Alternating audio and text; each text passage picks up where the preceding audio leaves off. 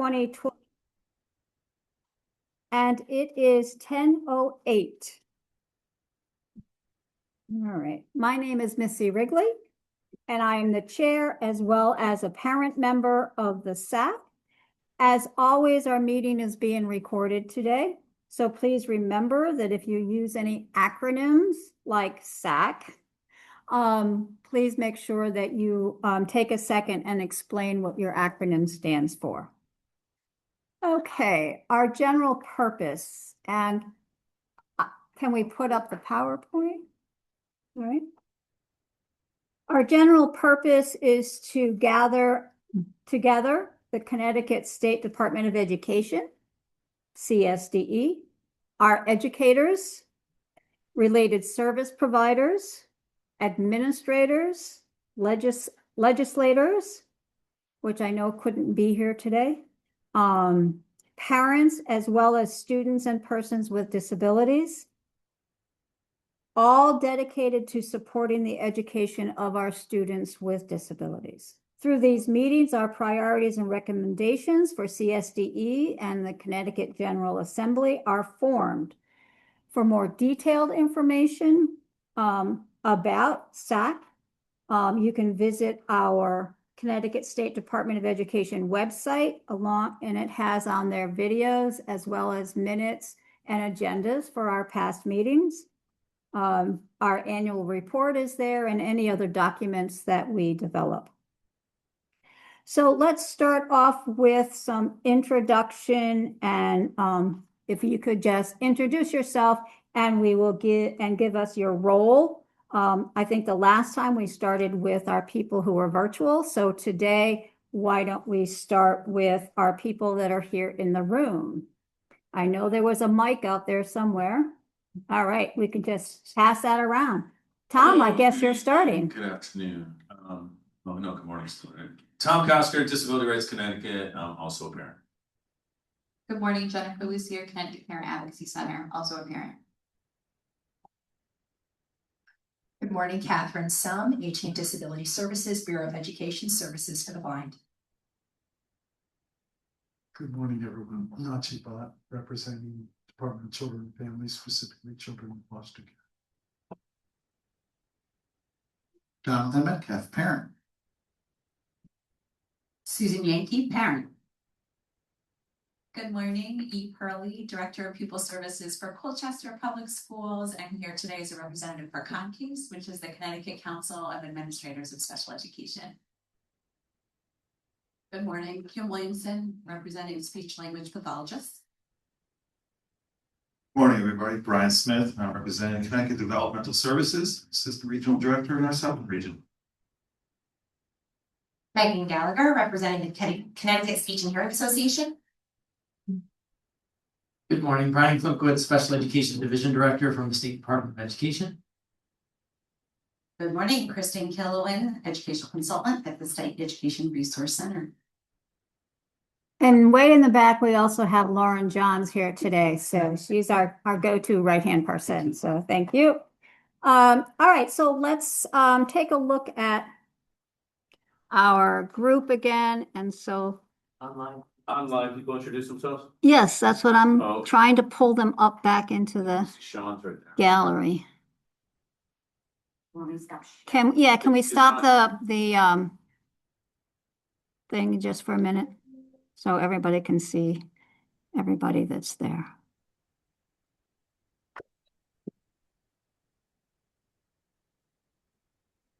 Maybe. Okay.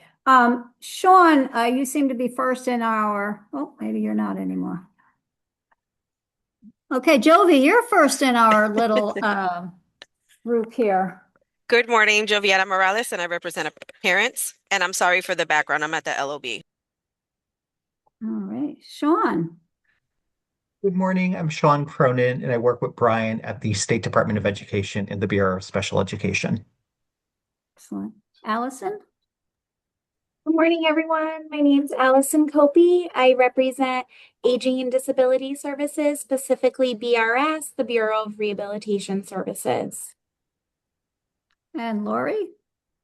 Good morning, everyone. I'm Lori Fortuna, and I'm a parent. And Jeff? Yes, Jeffrey Spar, parent, and I'm chair of the legislative committee. All right, and Brandolyn. You're muted.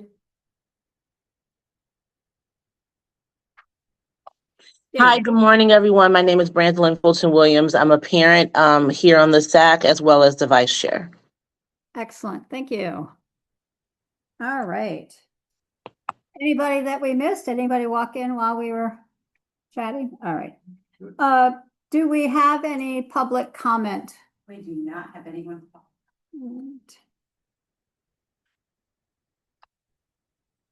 All right, our consent agenda, March 25th meeting minutes need to be approved.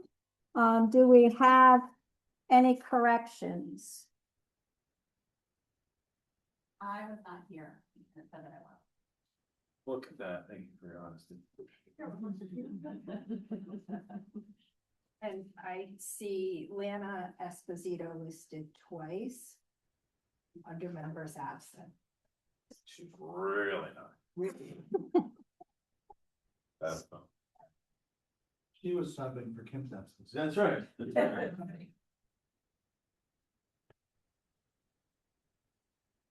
I make a motion to accept the amended agenda, agenda minutes. It's Tom. I need a second. I'll second. Jen? All right, all those in favor, say aye, please. Those raise your hand over there. All right. So I didn't hear what the motion was. The mic wasn't really too loud. What was the motion? All right, motion was made to accept the minutes from the March 25th, 2026 meeting as amended by a couple little changes in who was present. That was the motion. By me, seconded by Lucier. All in favor? Aye. Everybody all set? Good. Okay, very good. The only thing on the minutes that I saw was, I wanted to correct the spelling of capital.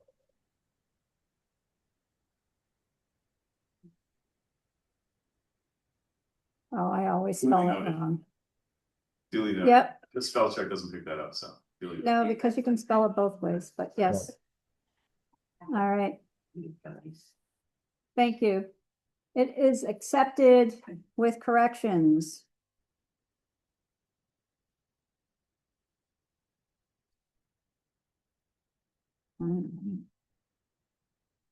Okay, so some old business, executive matters. Review the draft of our operational procedures manual. And I apologize for getting it out late to you, but everybody does have it.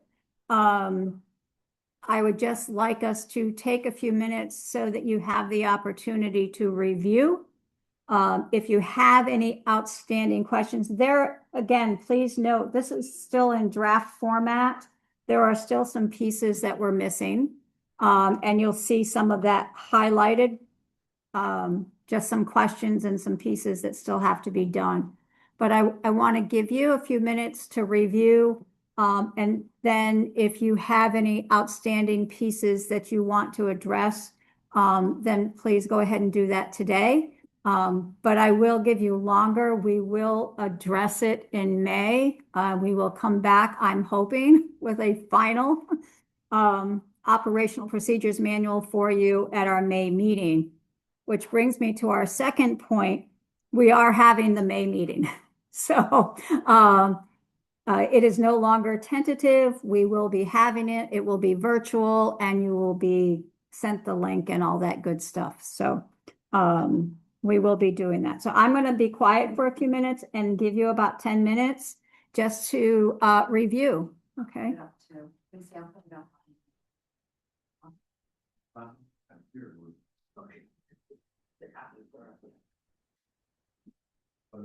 The thingy, we don't have to, I mean. Not that. Sorry, the actual, the document. Do you want a hard copy, Thomas? Do you want to look at a hard copy? Yeah, that's good. I'll use it. So we had an email from that. So it was, just a little slow on the uptake here. I'm good, thank you, miss.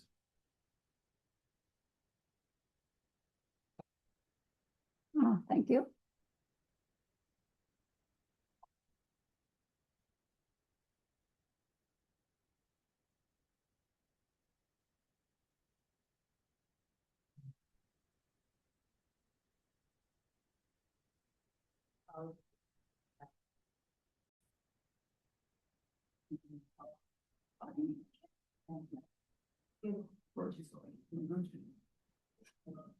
People online, do we need more time?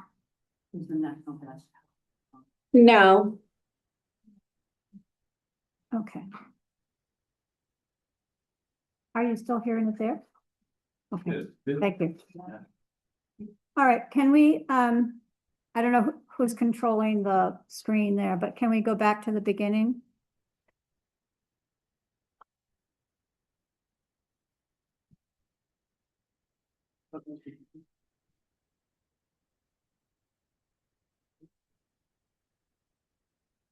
Okay, so I know there's not a lot of, I didn't give you a lot of time, but I just wanted you to do an initial review, and you'll have more time.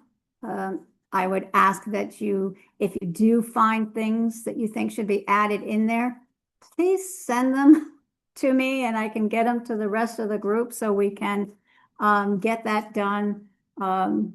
Somebody tell me when our next executive committee meeting is. Offhand, I know it's next executive.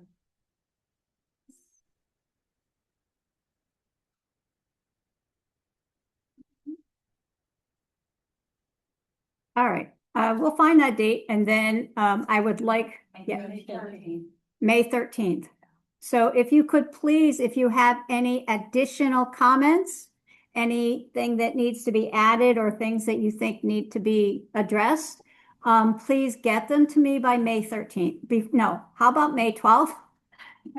Because our meeting's on the 13th. If you get them to me by the 12th, I will be able to review them and kind of pull them all together for the executive committee meeting on the 13th.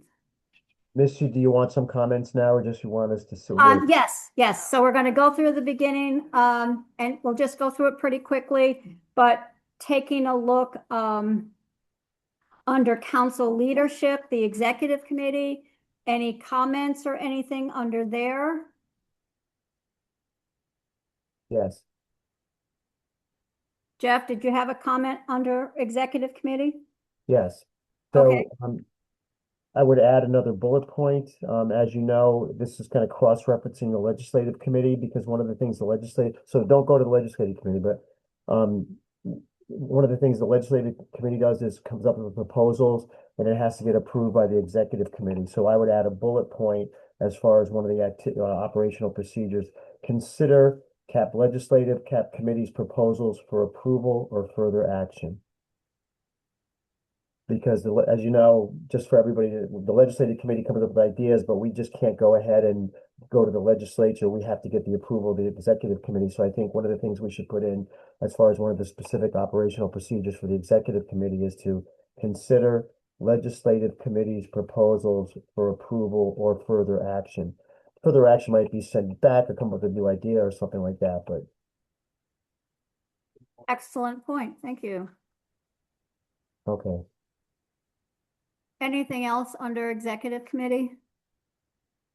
Susan? I realize we don't have ad hoc due process. Do we still have that? No? Oh, sorry. Ad hoc due process, do we still have that? Do we need to, because this is kind of like to advise future chairs and stuff. And sometimes that's hard to remember to program that into agendas. I don't know what the responsibility is for us. I'm the runner. What did you run? I mean, we. So the chair can determine any topic for ad hoc Oh, okay. meetings and determine that based on input from the council and the executive.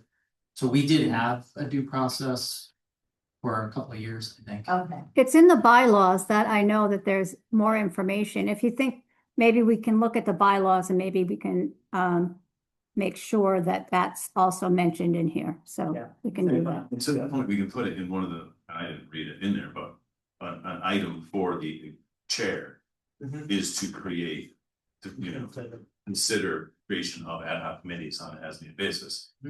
Would be one of the roles of the chair. Yeah. You wouldn't list what they are because they change, right? But you could put that as an option.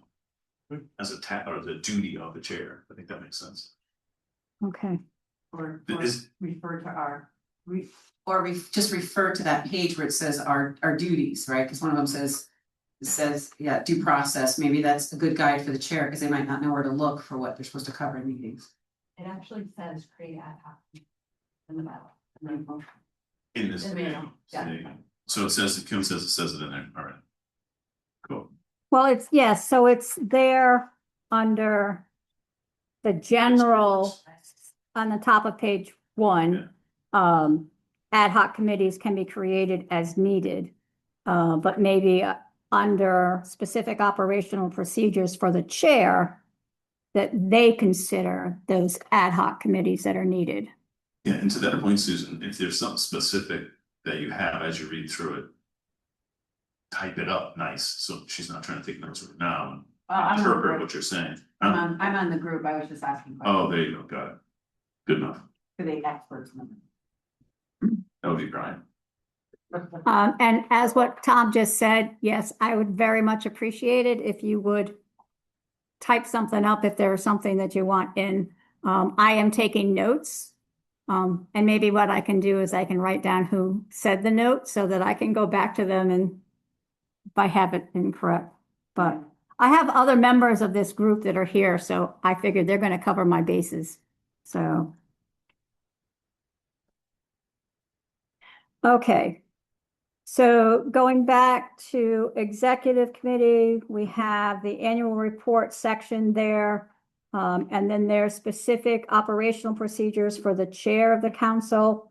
That's there. There are vice chair operational procedures and secretary operational procedures.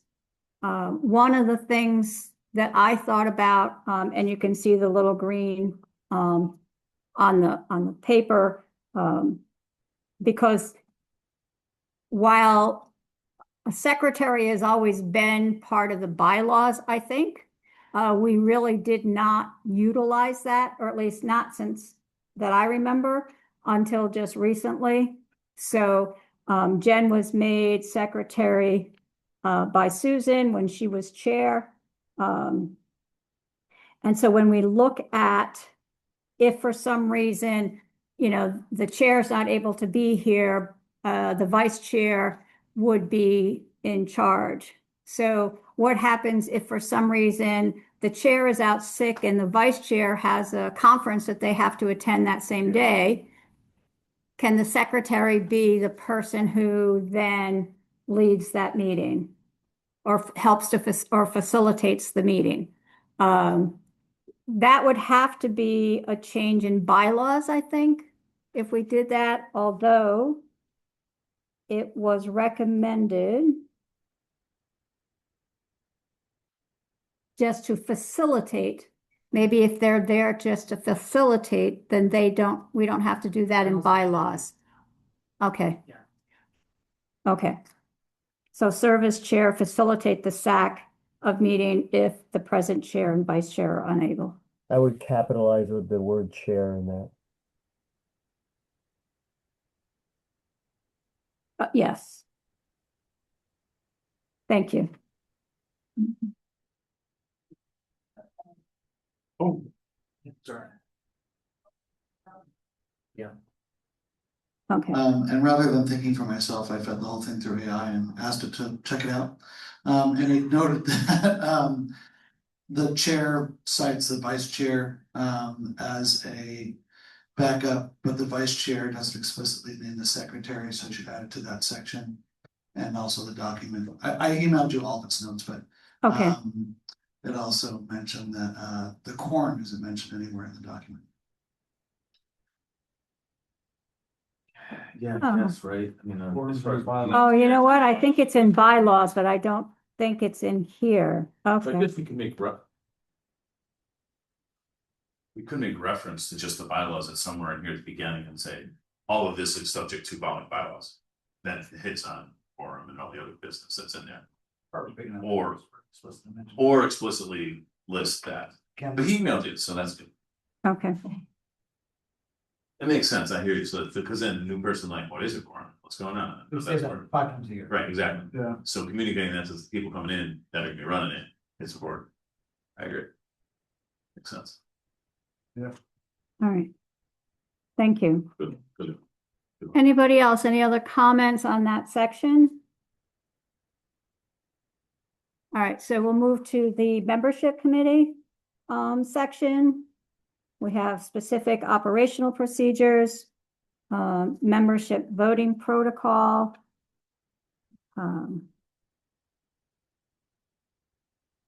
There's one highlighted section there. Administrative support person keeps track of membership surveys received. I'm not really sure what the protocol is for who keeps track of those surveys.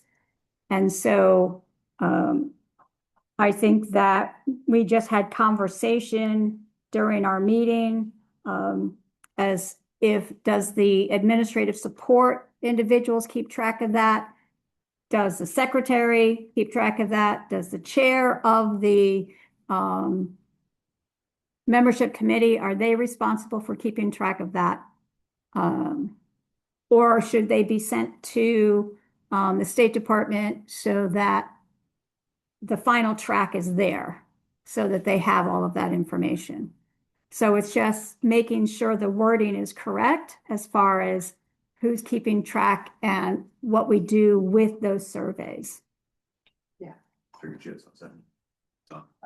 Yeah, because I think the point of that is we do not want to lose any membership surveys. So while committee members, the chair of the membership committee, other members of the membership committee may have copies of the surveys, you never know, someone may leave the committee or leave the SAC. So we just want to make sure that we have all the surveys in one place on record.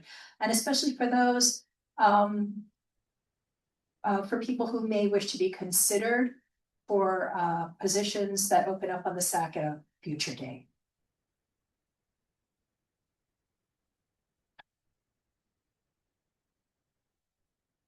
Thoughts?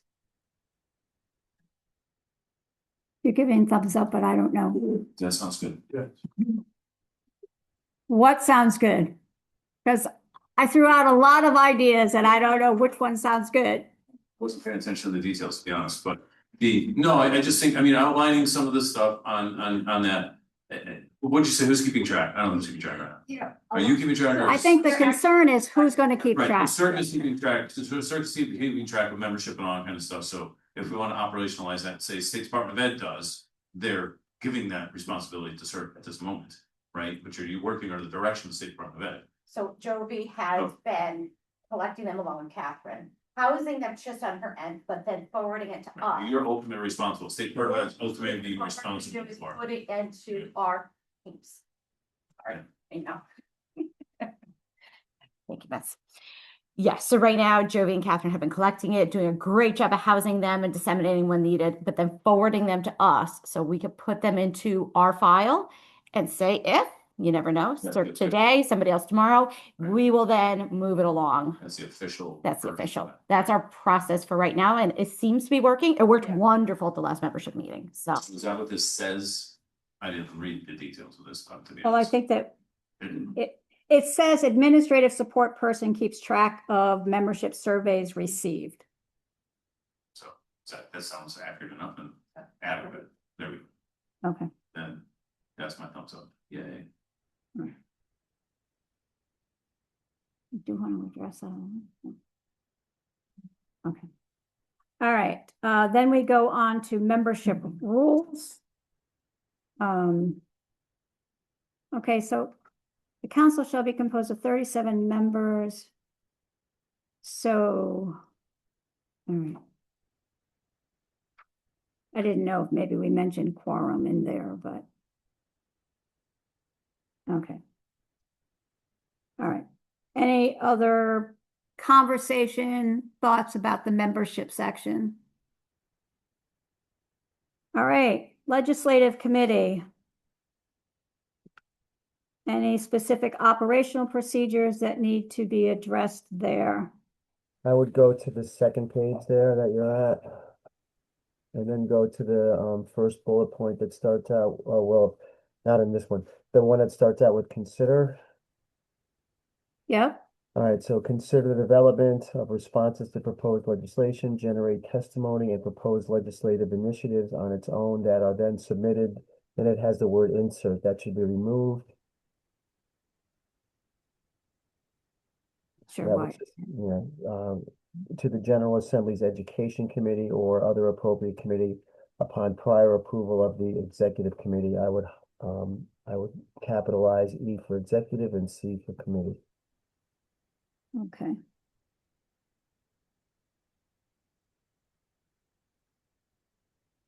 All right, thank you, Jeff. The Anything next else? the next bullet point where it says update SAC on the actions taken by the legislative committee and discussions, it should be insert between discussions and the word are, discussions that are had. So that you have to put insert, it just says Yep. discussions are had, so just put that are had about the current, other than that, it's fine. All right, thank you. Anything else on the legislative committee? No, but that's fine, thank you for doing this. All right.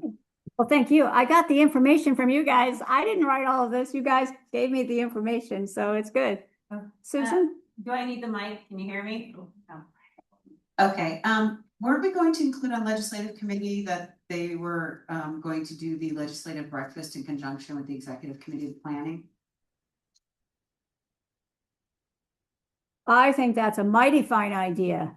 Yeah, I would be a little more broadly than that, or a little more flexible, but just say, we'll organize to, plan, develop and organize a legislative outreach event or something, like, just because, Yeah. it doesn't always happen, and we'll try, but I think it's a good point to put on there, like, again, this time we did a table, but something to connect with the legislators. That could be a point bullet right after the one that Jeff just talked about, because it's like following up with that, right? As we want to communicate stuff, this is the means by which one of the means by which we communicate that. The only other thing I was thinking of adding in here, now that you say that, is working closely with our legislative members. I don't know what the words are in there, but like, obviously we work closely with Robin and Dan and Sajada now on having them help us disseminate our recommendations and all this stuff and our, ideas and whatnot. So I think that's an important piece of what the legislative committee should be doing. I'll write something up, it'll be a bullet and send it to you though. Right. Yeah, coordinate the communication. Did we discuss also possibly having some sort of legislative training at our July meeting where how you talk to your legislators, how do you find your legislators, something of that line? How do you communicate with your legislators as a SAC member? That's a good idea. I'm not sure it needs to be in our operational procedures, but Yeah. that's a good idea. We'll be planning and talking at our next executive committee meeting about our summer planning. And so that would be one thing that we would put on our agenda. Okay, all set with that? You guys are good. All right. Nominating committee, specific operational procedures. Brian, is there anything that stood out to you as being not what's needed or? You, Brian? Yeah, Brian with an I. That's Brian. I was not, that's okay. I have nothing further regarding the nomination section. Okay, thank you. All right, the next section is the State Department of Education. We need more clarification on that, but Brian is going to be working on that, so. Unless you want to say anything about it now, we'll. Okay. No, just delete everything. No, that's not even a possibility. Just a question for clarification on whoever drafted the language. Let me just see. Could you scroll down? Sorry. Let's see.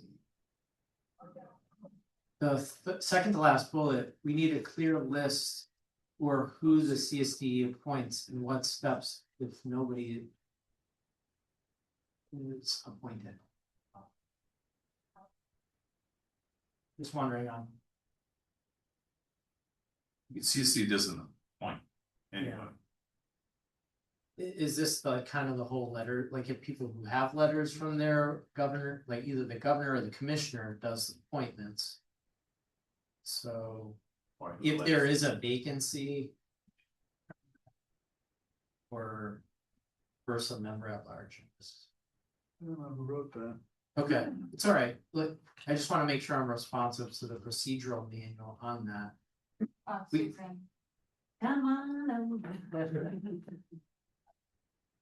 I think the question was when it's, like you said, not members at large like parents, but if it's someone say like corrections, how long do we wait and do we go to you? Are you the person, be the point person? That's maybe a better thing. Also, one thing that we've relied on the CSD to provide is data and expertise for our meetings. So certainly, we'd love for that to continue. I don't know if that belongs on this bullet point list, but it seems worthy of a vote to me. Yeah, good point. I'll respond to both of those actually. So on Susan's point, I think it is helpful in my experience when CSD helps coordinate filling of and following through with the letters of appointment from both agencies. If we lose touch with an agency and we need that assistance, because you have connections with the agencies or the legislature and those governor's office, et cetera. So I think that is one piece of that bullet. And to the other point that John made, we outline in our things that are on, or even including in our agenda, this or our invite this time, which thank you for that, all the bullets on what we do. And in that, it kind of enumerates all the different things that we have to get from you, right? Information you provide to us that we are responsive to or you're reviewing. So we can, in this procedure, refer to that maybe and just, provide information necessary for us to fulfill our duties, and our CSD is responsible for that piece of it. It's a good thought, John. Sounds good. Yeah. Thank you. All right, we've got 10 minutes left to this section, so we're good. Administrative and clerical support team. This year, if you don't know who that is at this point in time, this year it's CERC.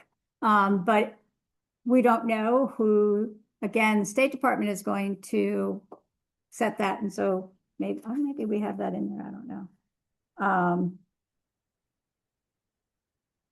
Yes, so CSDE Special Education Division Director will assign an administrative and clerical support team to support SAC operations.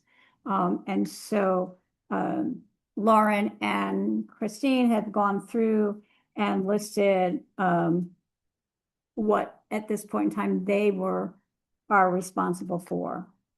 So you have specific operational procedures for the council meetings, as well as the CSDE SAC website, specific operational procedures concerning our annual report and what they need to do with that.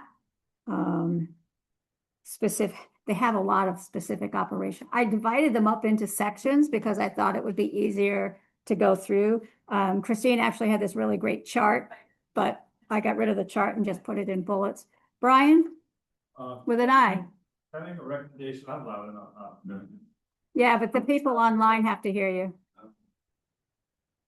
One suggestion, can we put a hyperlink for the SAC website there, since you have other hyperlinks? Yeah. People online can't hear because your voice has to carry to that mic and it pick it up. That's why we need to use the mic. Yeah. Thank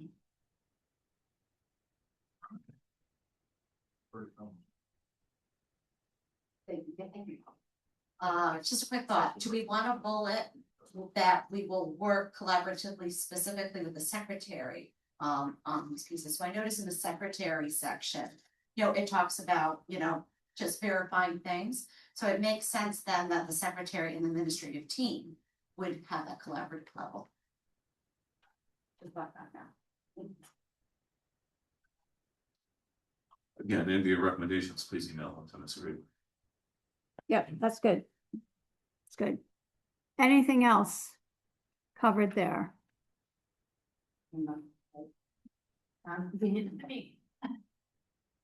We just need to review the whole section of administrative and clerical because we have to make sure that we're following FOIA because in some places we discuss when we're supposed to post things on the website and like we don't have timelines for some things. Like Freedom of Information Act, thank you, I owe someone a quarter. It's, yeah. Draft meeting minutes from previous executive committee, and then we should put in how many days. We should put the Freedom of Information Act information, these 7 days from the meeting, you have to have post your draft minutes. It would be wonderful at the same time if they were sent out to the SAC.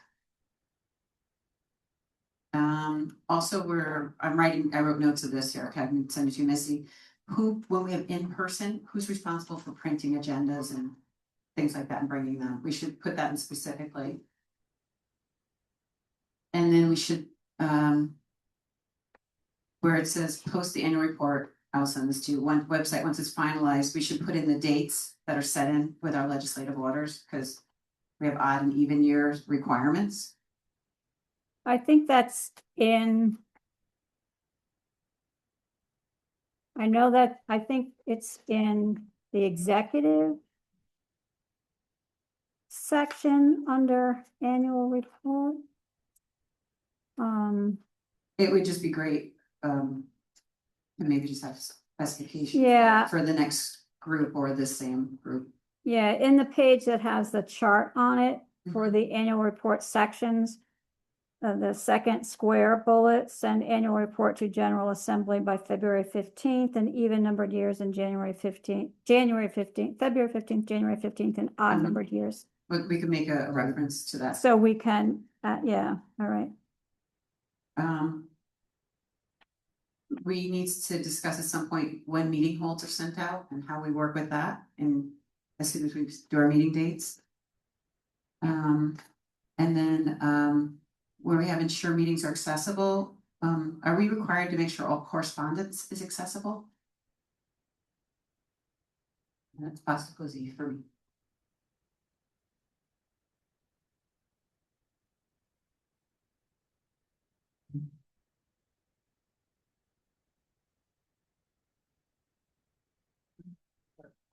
I would think that all of our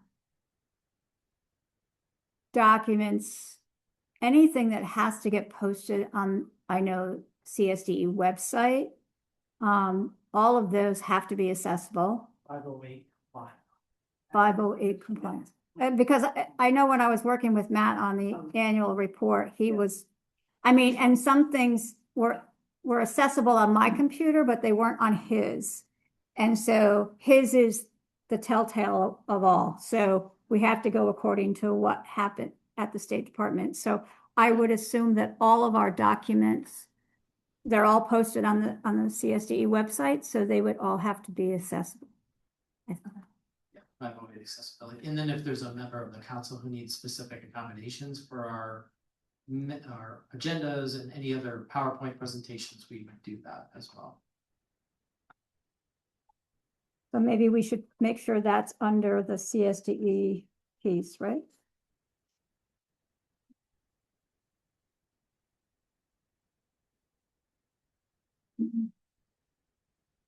Wherever you are. Okay. I'll just write accessibility and accommodations. So we remember to put that in there.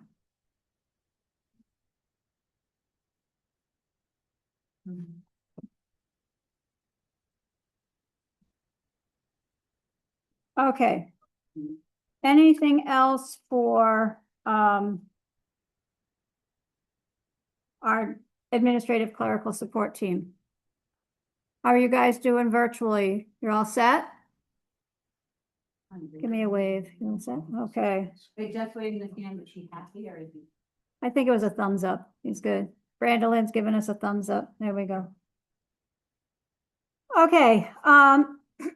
That's it as far as the all of our operational procedures. We decided to put in an appendix. When we actually started doing this, we had a lot more things under the appendix, but we ended up putting those within committee sections. And so at this point in time, we have one on travel policy and procedure. So I've got an email out to Jolie because I know that for us as parents, we can put in for travel reimbursement. At least at this point in time, usually I send that to Jolie and then Jolie forwards it on to, but I just want to get the details there.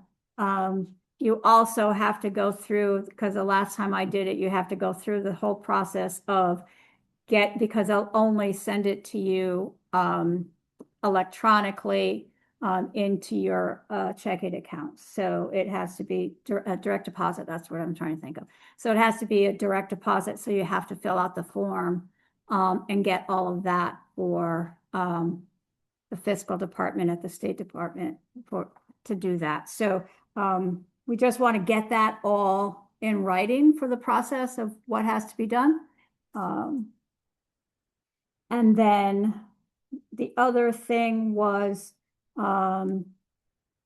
public comment and having a clear procedure for public comment and what that looks like. Now, we might want to just take that section and put it under our well, actually, we can have public comment at any of our meetings. So I guess that's why we wanted to put it with the appendix, because otherwise we take it and we put it under the full SAC meeting, we take it and put it under legislative meetings, we take it and put it under community committee, membership committee meetings and executive committee meetings. So we'll give that some thought. Anything we missed that you feel we should be putting in there that's not there, like that might be good for appendix and what that looks like?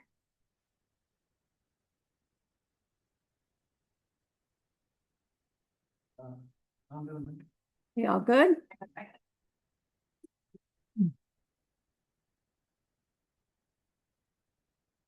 Was the outline for a meeting schedule included in the document? Oh, I don't think so. I think it goes in.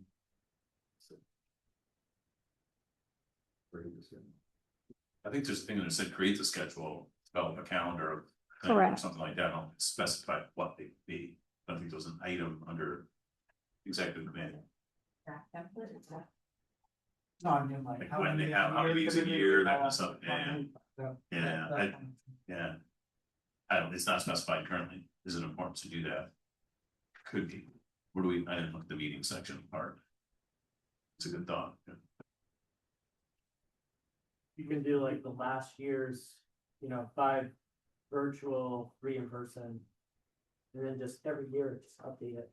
So the previous chair has an idea of All right, we can put it there and Or say, the last this is two- what, the last this is what 2 you years. have to have, but like, this is what was done in 2025. Right. So then you have a guide. Before So we at least used it's to in do there. the Yeah. hybrid. A typical year looks like this. Yeah. In 2025, we had 3 virtuals, this many, Yeah. 4 hours, hour and a half. Cause we used to have like 4 meetings a year. 4 meetings a year and they're all like 4 hours or something. All day. Right, and then we were like, all right, these 4-hour meetings were like just the marathon, so we went and did hour and a half jobs and tightened them up and. So we spread them out, we had more. Right. And I think that actually helped, instead of that crunch. So I think it's absolutely a good point to leave a template as to what happened in the past, so that the team can have an understanding of it going forward. Can you add that to your bullets that you're gonna email Missy? I got it. John, oh, you got it, all right, you're off the hook. You're off the hook. That's a good suggestion though, because again, thinking about through these things, some of the stuff that many of us in the room have been doing for years as far as organizing and stuff, but then. That's the point of this, is we want it to be intentional and laid out so that Right. it's happening.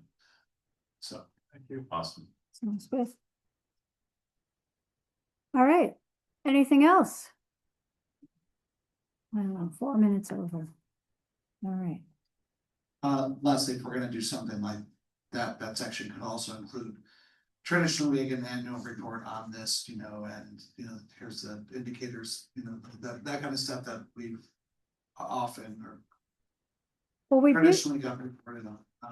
yeah, we do have the annual report and the the sections that are included, the relative date that it's in, should be done, and then the general person that would be responsible. So the SAC chair does this, CESD does this, the membership committee does that. So we do have that under the annual report section.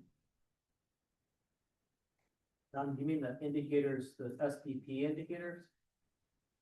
That was an example I was indicating. Yeah. There's some things that traditionally we get reported to every year and that like carry from year to year that we do.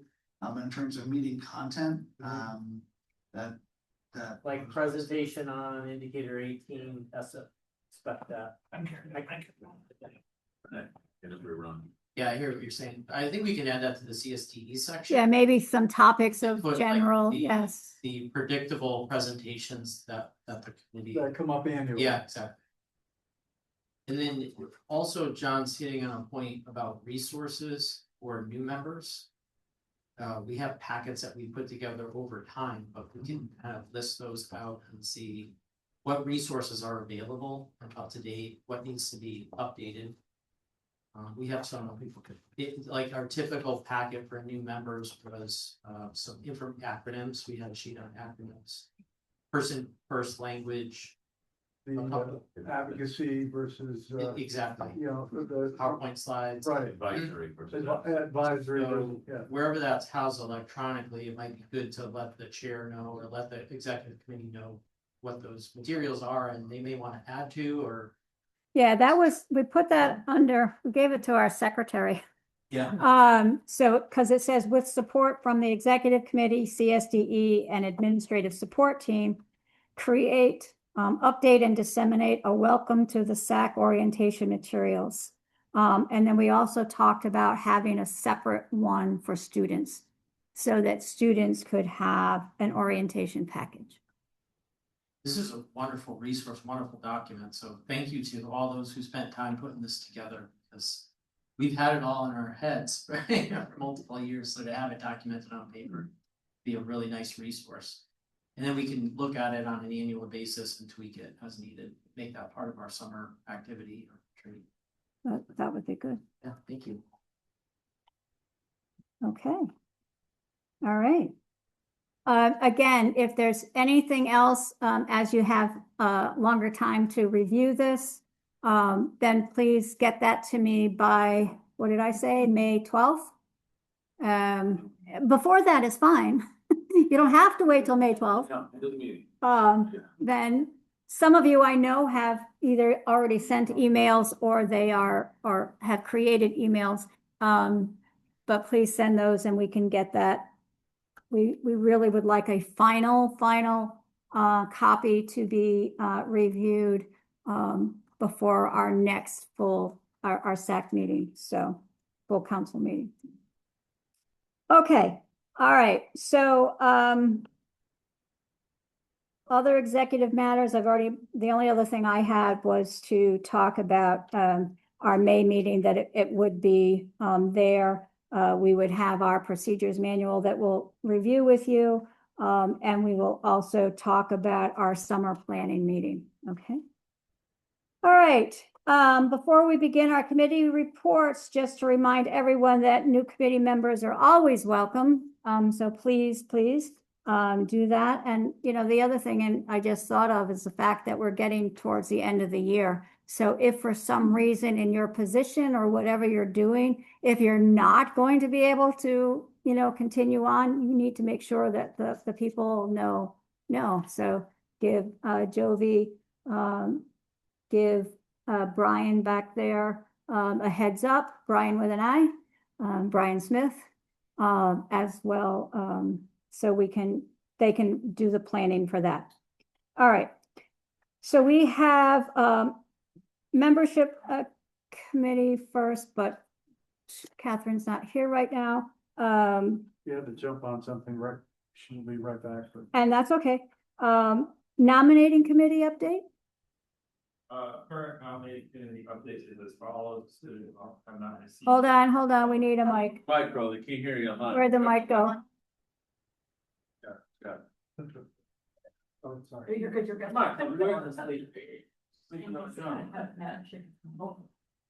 Okay,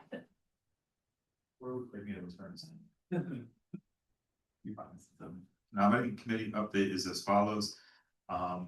Current secretary has expressed interest if there's no additional considerations for nominations, whether it be self or by another party. Current vice chair, the same is applicable. Whereas they indicated they would like to stay on board if there's no other candidates, and we still are awaiting candidate considerations for chair. So please get anything to. it's so fun, guys, come on. Please get anything to me. Remember, don't nominate somebody unless you've spoken to said party about said nomination. Okay, if you want to nominate yourself, you can have self-talk and work that out and just let me know. But feel free to email me, Brian, brian.k.smith@ct.gov for any of those, so I can forward it on. We do need to hold this vote at the final meeting in May, so I would need any nominations for that for the May meeting. Any questions for? Yes, Jonathan. What's going on with term limits? Repeat the question in your answer. What's going on with term limits? Question presented by Jonathan. 2 years. For most committee members, it's 2 years. And for these executives, it should be 2 years, and we should be looking at said the positions we should be looking at a succession plan. So if you are in that 12-month mark or 16th-month mark, there should be considerations of who might be a good successor, so they can engage in some of that conversation. So they might have an actual thought process around whether or not they want to go for a nomination or not. I think we're only 1 year terms. I think we need to change that. Yeah, and there's been conversation about that. But that, again, that would go, we would need to address that and put that in bylaws, so. From a stability standpoint, that would be probably the best, and it would be in alignment with some of the membership. However, I think that would be a bigger discussion, which we can bring up at the summer retreat. Right. Consideration for bylaw revisions. See you later. Nothing stopping. Any other questions? Any nominations you want to throw at me today? Thank you all. Appreciate your support. Okay, Jen said, I wasn't I was at the Capitol, so I wasn't at the last membership committee meeting. So Jen was, and she said that she could give us a quick report there. Okay, so yesterday we met for the membership committee and we considered a total of 16 applications. So we are going to be presenting a student, a charter school, and a special education teacher candidate to the executive committee to be then moved forward hopefully to our May meeting. The current openings that we have are 3 student vacancies, 1 para vacancy, 2 legislative vacancies, the special ed teacher vacancy, charter school, and the Department of Corrections vacancy. And I think we may have a parent vacancy coming up, but we haven't heard back for sure. Any questions? And I just want to give like a hats off to the membership committee and to Jovi and Catherine, because this was a record number of applications that we've ever had to consider. It was super organized. Everybody had read everything ahead of time, so it made the meeting very efficient, and it really was a great meeting. So thank you for all the work that you put into it. Excellent. Excellent. Through that meeting, though, we've also identified potential need for revising the application from a content standpoint. So we're getting much more fruitful information from our applicants to help us in our decision making, prompting responses rather than just full check boxes and things along those lines. So that's something the committee is going to take a look at, but also accessibility. So try to cover those 2 under one swoop of revisions. So stay tuned for that. Yeah, one of the things as I was going through and reading through all of them, one of the things that I questioned, because we were looking at teachers, and not, so yes, we were looking at special ed teachers, but I didn't know what grade level they were at. Unless they mentioned that they were at an elementary school or something of that nature. So, you know, it would be helpful if we knew if they were elementary or middle school or high school, so that if, you know, if we're thinking, well, gee, we really need another transition person, then we might want to look more at a middle school and a high school position as opposed to elementary. If we're looking at, you know, we don't have anybody that represents the you know, elementary level, and there's lots of stuff going on at the State Department with that, then maybe we want to make sure we're getting somebody in here that does have an elementary. So I think that that would be helpful in the long run if we knew if they were a teacher or a para, or, you know, if they worked within a school system, what level they were at. Okay. Anything else for membership or nominating committee? All right. Legislative committee? Jeff? you'd like to Yeah, give me on the agenda, I was gonna be talking about at the table. I wasn't there, so I don't know if Tom was able to be Yeah, there. I can do that if you'd like, Jeff. Thank you. All right, no problem. Before we get to the table, I just want to quickly, there hasn't been a ton of special education specific legislation this year that we've really followed. There are a bunch of little pieces in different bills around, you know, that we really didn't have the opportunity or didn't take the opportunity to, like, you know, testify on or provide information on. But those are all obviously gonna be voted on in the next couple of weeks. There's obviously stuff on education cost sharing piece and how that impacts. There's stuff on the cell phone usage you might be hearing, but that includes, and this is just so people hear this stuff happening, like cell phone ban in schools and sort of stuff, but it includes, you know, that you can have it if you need it for your IEP and sort of thing. So that's, most of these things have us included. There's a little piece in one of the bills around restraint seclusion, adding like you can, you know, not restrain if it's a life-threatening situation based on a medical condition of the student or something like that. So there's a couple little things in there.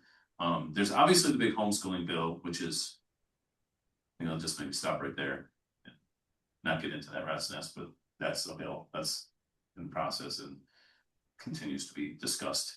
And then I know, Susan, you had mentioned the ASL bill. There was a bill in there on ASL. I don't know much about it. Do you want to talk about it at all? I was at the Capitol yesterday and Senator Cohen asked me about the ASL bills and I didn't know anything about them. So I looked them up and I asked our legislative chairs. But what is SB 312 is ASL curriculum and ASL teacher certification guidelines. But what's interesting, it also has a little line about behavioral management. Brian, you probably already know this. Department of Education shall issue guidance to each educator preparation program approved by the State Board of Education to offer at least one course on student behavior management as a requirement for each student enrolled in such program to graduate. And I know that's something that we have been talking about quite a lot here at the SAC, even though that's general education. It's not, it's all education teachers, correct? That's amazing. And then, sorry, you can pull this out of me, but I'm going to sing a song. Okay. There's a ASL working group, and they're going to focus on ASL career pipelines and education, and they're increasing spending on specialized services for individuals who are blind, visually impaired, or deaf. Where's Catherine? And ASL is American Sign Language, for those of you who Oh, don't know that. That's okay, I started that, thank God. Do you have anything to add, Brian? Good.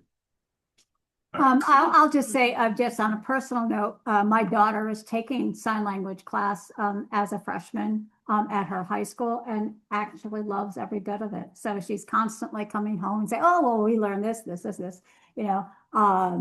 And her and my husband have gotten some not so pleasant language that they throw back at each other because he learns that on the side. So you know, it is what it is, but Yeah, that's a quick rundown on some bills that are out there. Again, nothing that we've really been able to or needed to chime in on. There's again little pieces in other bills. You get these big bills, 5001, 5002, that have like a million things in there, and there's little pieces in there. It's so hard to track all this stuff, but there's little pieces in there that we definitely, there are legislators at the Capitol that are paying attention to that and then keeping an eye out for our interests in terms of special education interests. And then we had our little breakfast substitute event, tabling event, Tuesday, yes, Monday morning. And so Missy and I and Nachi were there, and it was a little slow at the beginning. So we had a table at the Capitol, right at kind of the entrance of the Capitol, and the legislators are all kind of coming in. It was a stay in session, and session started at 11, I think, the House session. So we were slow at the beginning, 10 to 11 was pretty quiet, but then it started picking up, and we had quite a few legislators stop by, you know, reaching out to people we knew, and we had quite a few of them stop by just to learn who we are, who the SAC is, make sure they know we exist and we're a resource to them. And I think it was fairly successful. We had quite a few, both representatives and senators, and what was also helpful is like Dan Gasky, who's on our council, you know, stop by, and then he would pull in other people that we don't know. We don't know these people by sight, and he'd be like, "Hey, Joe, come here, talk to these guys quick." So little by little, we had more people that we connected with from Meriden and all over the state, really. And Lucy Dathan, who's a strong advocate, Miriam Khan, who did a lot of work last year in special education, stopped by. So a lot of them stopped by, heard from us, shared our information, which again is not going to move the needle now necessarily, but keeping those connections strong, I think, is important. So so I think it was successful from that point. Thank you to Missy for bringing candy and being there for 3 hours, you know, so she was there quite a bit of the day, and Nachi for coming for a few hours. So it was really great. And yeah, so I thought it was successful. I think something like that, you know, we continue earlier in the session is better because we get to hear better. But it worked pretty well. Yeah, it was, I very much enjoyed it. I thought it was really good. I couldn't tell you all the names of the people who came to the table. I was so thankful that Tom was there because, you know, he's really good at that. There was actually also several students that were there, different schools that were there on tours. So we had one group that came by and they wanted candy, so they stole some candy. They took one piece each. It was absolutely wonderful. They were great. So it was a lot of fun. You know, I think one of the hot topics that we heard about was 504s and what's happening with that. So that is on everybody's agenda. And it got really busy when we had Ben and Jerry's set up over there next to us. So those who didn't come, you missed out on free Ben and Jerry's ice cream. Yeah, it was funny. It was funny because I remember Rep. Comey saying like offer ice cream, and I'm like, well, we don't have money to offer ice cream. But it turns out the ACLU, the American Civil Liberties Union, sponsored that, and Ben and Jerry's donated the ice cream actually. So that brings everyone in. You get all the clerks and the aides and all the young people there. So there's 1 million people that are getting ice cream. But it is an idea. If we find, I don't know, I should have gotten the contacted Ben and Jerry's to see if they could donate it to the SAC next year. But they do it periodically. It does bring people and maybe brownies next time instead of candy, you know. Yeah, somebody said that they're actually, Ben and Jerry's was going to be there 3 times a Yeah, week. they go periodically and they just go and somebody gives them money to show up and kind of spread the word. And but yeah, no, it's a good point. I mean, it's sort of the idea why we say breakfast and we, you know, have food and stuff, but it's another way to get people there. And quickly on the 504 bill, so Senator Gacker Wilcox, who is now a member of our council, actually had a bill looking at, you know, without getting into the details, just looking at 504s and the oversight of those and protections around those and putting those in place here in Connecticut in anticipating issues at the federal level, right? So, and that bill got really sideways, so I don't know that it's going to go, and it's not, I don't think it's going to go anywhere this year, but she did reach out and say she wants to engage with us going forward. So she, you know, specifically said, hey, I'd love to engage with you. Again, not specifically special education, but certainly adjacent to the work for students with disabilities. So that was helpful. And I think, again, I think as we talk to these folks and have these strong connections and have more members, Dan has been great. Like he's really spreading the word and telling other people, and Jen Leeper, who's the chair of education committee, you know, she stopped by, sort of, we had to pull her in, and And it was nice because she said, oh, Rep Comey keeps me updated. Don't worry on all the work you guys are doing. So it just shows the strength and the power of having even Rep Comey and Dan and, you know, a few legislators in there is really helpful. So, anyway, yeah, good successful day. So thanks. I was at something at the Capitol yesterday, and what we kind of afterwards were like, what did we not have in like paperwork or information that people were asking for? And I didn't know if Tom, if there was anything that you came across that you thought, oh, this would be great for next year. Yeah, good question. And I anticipated it ahead of time, and Jen Lucier drafted a very simple, what is the SAC flyer, which was super helpful because we didn't And we have that. ran out of them. We ran out of them. Because that's the thing you want to hand, right? Because like you're talking to people for the first time, and they have no idea who you are. You don't hand them like, here's our legislative recommendations. We did as well, but that doesn't tell them like who we are, group 37 stakeholders, yada, yada. Here's our mandated, you know, responsibilities. So it was very simple, nice. Thank you, Jen, for doing that. And it was helpful. I just didn't make enough copies. So that was one thing is I'll make more copies next year. Oh shoot, and I think I left them at home. I meant to bring the whole pile for you guys. I'll bring it next meeting, hopefully I'll remember. I have a little packing pile of stuff. And no, so I think that's really helpful because it's just something to hand them. And then they did the QR code for the annual report, because like we had copies of it and nobody's taking this giant pile of, you know. I gave one away. I Yeah, gave one. yeah. I did. Did you check the trash can 20 feet away? No. But yeah, so I think that's helpful having the QR. And the other thing, and I'm thinking actually, thank you for bringing this up, and Missy and Brian, I know somebody can respond, like sometimes it's like, hey, reach out to us if you need us. What does that mean? Like, who are they gonna email or contact? You know what I mean? So like we can give them the chair, our, you know, legislative emails, but I don't know, like it's sort of like, here, check the website. Like, I don't know, what is that? If someone wants to reach out, Brian, maybe that's a question for you. Like, would they, I don't know what they would do. Would they go to the website and then see a link to your email or something? Or like is there a contact me page? Like, I don't even know what that. Reach out to the State Advisory Council? Yeah, if someone, like if we had a legislator that were like, hey, reach out to us if you need us, like, how do they do that? You know? I guess it depends on what we mean by that. Like, so the council meets publicly to advise the legislature. It's like a So meeting, I guess. it would be meeting related. Right. Not sure whether their context. An individual member of the SAC would play in that. Right. They can contact us for information related to our meetings, all the information we have, but that could mean a lot of different things. It could mean meeting with them, talking to them about legislation, advising them. So as a council, we just have to be cautious about individual versus the council as a whole. Right, yeah, and I think it's just like, if we're at that event, legislative breakfast tabling event, and we say, hey, we're here for you. And then somebody a month from now or a year from now goes, hey, wait, I want to connect with those folks. Who do they connect with? You know what I mean? And who do they email? Again, not to get the personal opinion of Missy Wrigley on this legislative initiative, but to say, hey, we want to connect with you and get your input on the impact on special education on this proposal, for example. So it's a question, we don't have to answer it now, I said to discuss it. I think it's a good one to think about, because I don't know the answer to that, and I was just handing them a thing, but like, I don't know, tell them to call. I guess we could say contact Rep Comey. Maybe that's one way. We can contact one of the reps that are members of the council and say they can feed them through to us. I don't know. We got to think through that.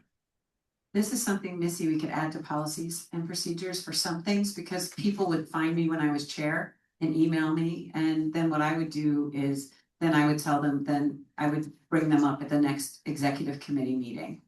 And I did that with like the TOE Institute and things like that. That's how I would handle that. But you're right, we used to have Joe Lee as a contact. Right. And our chair turns over, so it's hard to be like, here's the chair's email. You can't like give them a chair, you know, because it turns over all the time. So it's a little tricky, but We do have a contact on our website. and where does that go? So Brian's going to have a contact on our website, so it probably goes to somebody in your office, to Sean or somebody like that, that gets forwarded to. Or Jolie still gets it. Oh, nice. Oh, okay. Anyway. But we could look at. Yeah, it's just a thought. Yeah, it's just a thought. A good thing to think about how people can reach out to us as we grow the thing. So. Okay. Oh, we could. That's a Brian question. Like, can we have a chair email at ct.gov or something like that? Right. you know, chair of SAC, NCT.gov. Up for discussion, good thought. Yeah. All right, Gmail, well, yeah. The beauty of maybe an office at or chair at is when we do send the annual report, I wasn't able to send it to some, because they kick back to my Gmail account. They would say, we can't have a Gmail account. So that might solve that, and it would just get turned over every year, and maybe they could just sign something with you saying they'll be good on email.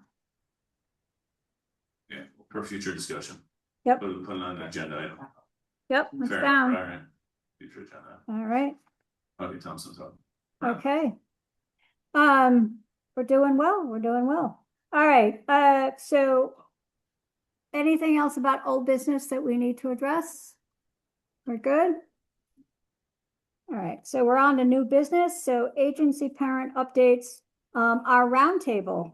Our roundtable is our portion of the meeting for SAC members to share any unmet needs or positive outcomes from your interest stakeholders. Just a reminder, this is not a place for you to announce upcoming events. If you have an upcoming event, then please send your event flyer or your registration information to Jen Lucier, and she will send that information out to our total SAC group. Okay. So I'm going to go to our friends at that are virtual right now. Anything that you have for our roundtable?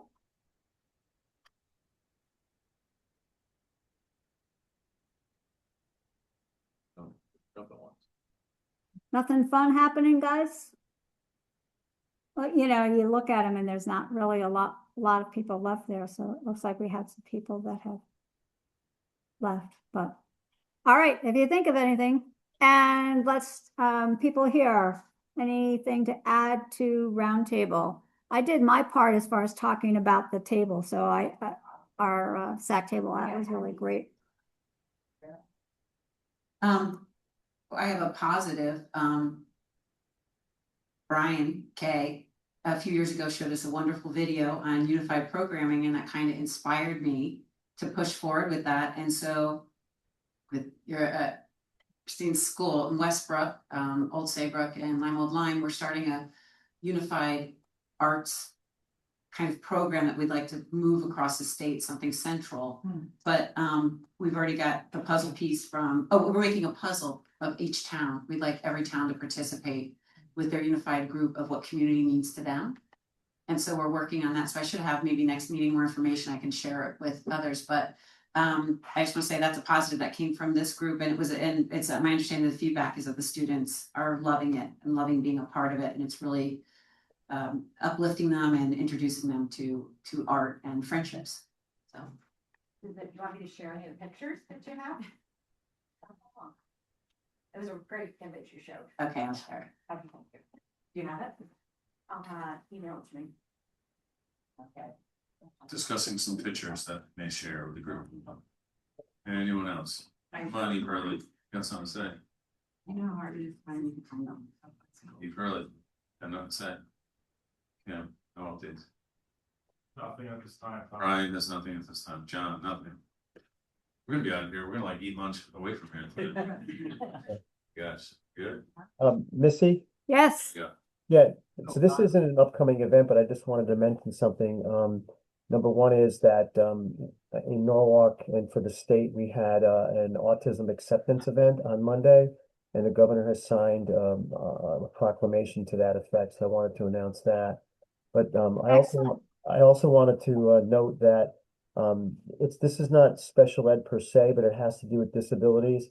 That the current legislature has passed a bill, and it was part of what's been signed by the governor, Public Act 26-1. So it was the first one that went through Section 60. And what it basically requires is that all police officers receive training on interacting with people with mental or emotional disabilities, including autism. And it requires them to receive training about recognizing what a person that might be with these issues, and as well as how it might manifest itself. But also the required training is that the officers receive training on how to interact with these individuals, and also of much importance, especially in today, techniques for de-escalation. So that bill passed. I just wanted to mention that. Excellent. It's needed. Yeah, I want to thank Senator Duff for that. I actually wrote the bill, but so, but it's pretty good. And, you know, the tragic events in Hartford just tell us how much we need it. Excellent. Thank you, Jeff. That's wonderful. Jeffrey, can you share a little bit more information with that via email? I would love to see the curriculum or be involved in how that works out. Sure. I just want to say one thing is, it was put in place over another bill that there's a section 7-294V, which is in the statutes that deals with police training. There was other statutes that had to deal with police training, but it was almost one of the ones that was on the books already was if there was funding, and of course the funding from before wasn't there.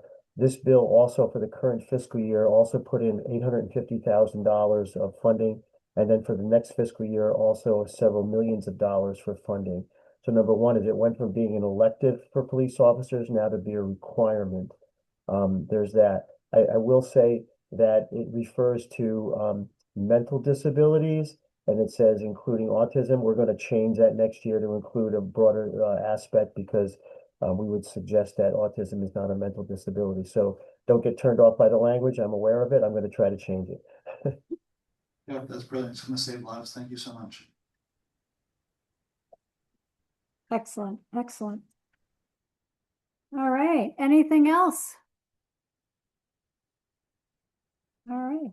Okay. So, yeah, we're early, but so I was planning on break at 12:15 for a half hour.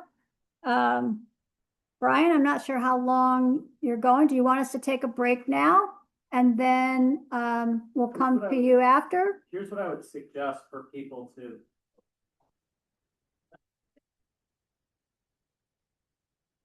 Here's my suggestion for consideration. I can go through the updates from CSDE, and then we have two a little more interactive activities, one related to the parent guide to special education, and the other around professional development and training for next year. That'll be more group work. So it's almost a natural break after that. Folks, okay, hang in there for like 15 minutes for updates and questions. Update first and then. Update and then break while we set up the group interactive activities. All right. Sounds like a plan. Online, it's good with that? We're all looking good this morning. I kill myself. Okay, I can come up here. Yeah. Oh, you can see the slide deck up here, perfect. Just in case.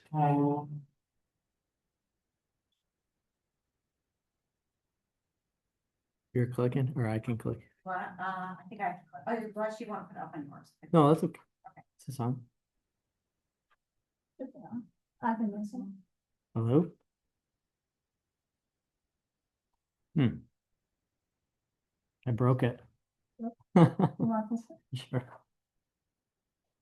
Probably could just switch it off, unless the battery died. That happened in our last one. Yeah, it looks like it's dead. I can take a hint. All right. First slide update for you all is our work related to the WestEd evaluation and the recommendations.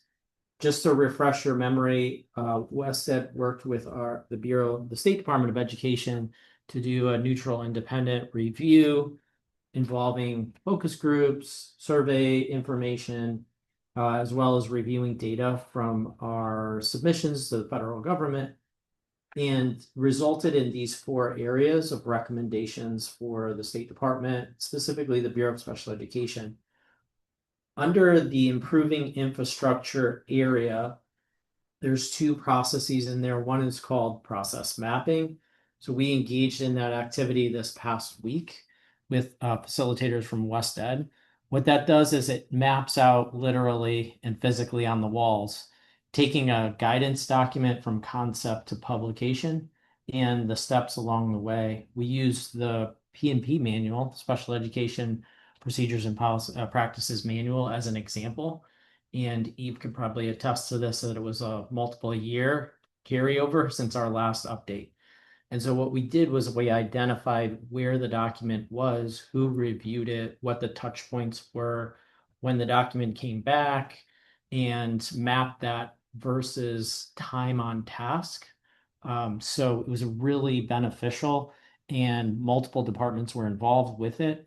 And once we have this process mapped out, it'll inform other guidance documents, not only in the Bureau, but also in the state publications as a whole. So we'll be sharing more information publicly on that, but it was really a great facilitated activity. I highly recommend it for folks who are like in the work, and then having someone neutral come and help to document and map out that process. So that was one. The second one I wanted to let you know is talent mapping. So we're going to be engaging in May, and after our next meeting, I think, but at the end of May, a process where we're looking at our internal capacity, where our areas of expertise are, where maybe identified areas are needed, and then looking at our work, what are required activities versus the legislative mandates, and then what are the needs from the field that we're hearing about, and kind of aligning that as well. So we're excited for those two activities. The last one under that section is called a usability review for CT sets. So we are working with PCG. I'm not sure if you had an opportunity to meet Jim McGlynn. I don't think he presented to the State Advisory Council, but you might have heard me mention his name. He was the lead for Connecticut. He is leaving PCG for another opportunity. And so they have a new Connecticut state lead. Her name is Jennifer Flagg. And her previous experience was at DESE, the Department of Education in Massachusetts. So it's great that she has that state level perspective, as well as working with our partners at PCG. And so they're going to be engaged in a usability review. What that does is it we have the system, folks that are using the system, basically walk PCG through their experience on a referral, designing and developing an IEP, although that's not a one-person activity. And so it's very different than a focus group or a survey on folks' satisfaction. It's actually looking and seeing so that the developers from PCG can see where the hangups are and the time-consuming aspects of the system is. And so that's going to be happening over the next several weeks as well.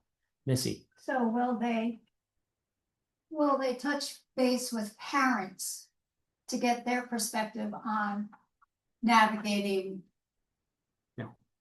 All that No. It's a usability for the system. Parents are not using the system in that way. We do have input from parents in other ways, but not for the specific study. These are for educators who are using the system to produce information, not receive it. But that's equally as important.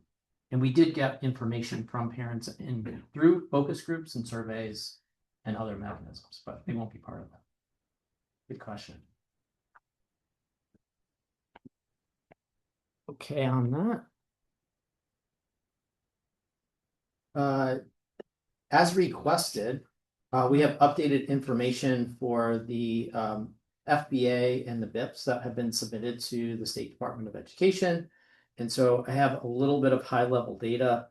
And actually, now that I'm looking at this slide, this was a previous update with you all. So we have updated numbers on this for the number of submissions. So I apologize for that. So I'm going to need time to get you the updated numbers, but you can switch to the next slide, Christine. Yeah. Question? Yeah. So thank you. Quarter in the drawer. So last legislative session, there was a new requirement for our school districts to submit to the state or when students are placed outside of the school system in an out of district placement. If that student was unable to have so it's there before you place a student, there's a requirement that a functional behavior analysis is conducted, which then informs a behavioral intervention plan. there are circumstances where the districts are reporting that they're not able to do that for safety reasons. So there's an exclusion to that requirement. And school districts have to report that to the State Department of Education. So we collect that on a regular basis. And I'm just noticing those data are from our last meeting, but I do have updated numbers that I'll report back out to you. The second legislative mandate is around staffing vacancy and changes. So the bullets under here, this is a requirement for our approved private special education programs and our special education programs that are run by the RESCs or RESC Alliance. And so what we're collecting is a record number. That's just a list, like, is it the first submission, second, third, fourth, the date they submit to us, which school or program is sending us this information, when the date of the staffing vacancy occurred. It could also be an absence. So the legislation actually says 10 days or greater. So that could be a medical leave or someone who's out sick, having, whatever issues. Doesn't have to be permanent. The date the responsible LEA was notified. So in those cases, the APSEPs or the RESCs have to report back to the school district of residence and let them know the vacancy. They also have to inform the parent. So we're getting the dates that the parent was notified as well as the LEA, and then what action the program is taking to address that vacancy. And so that information we're collecting. Thus far, since the institution, we've had 36 submissions. Interestingly, you can see here that charter schools are also submitting. They are not required to submit. They're just submitting. So we're taking that data in. They're erring on the side of caution. We didn't tell them not to. John. Issue near and dear to my heart.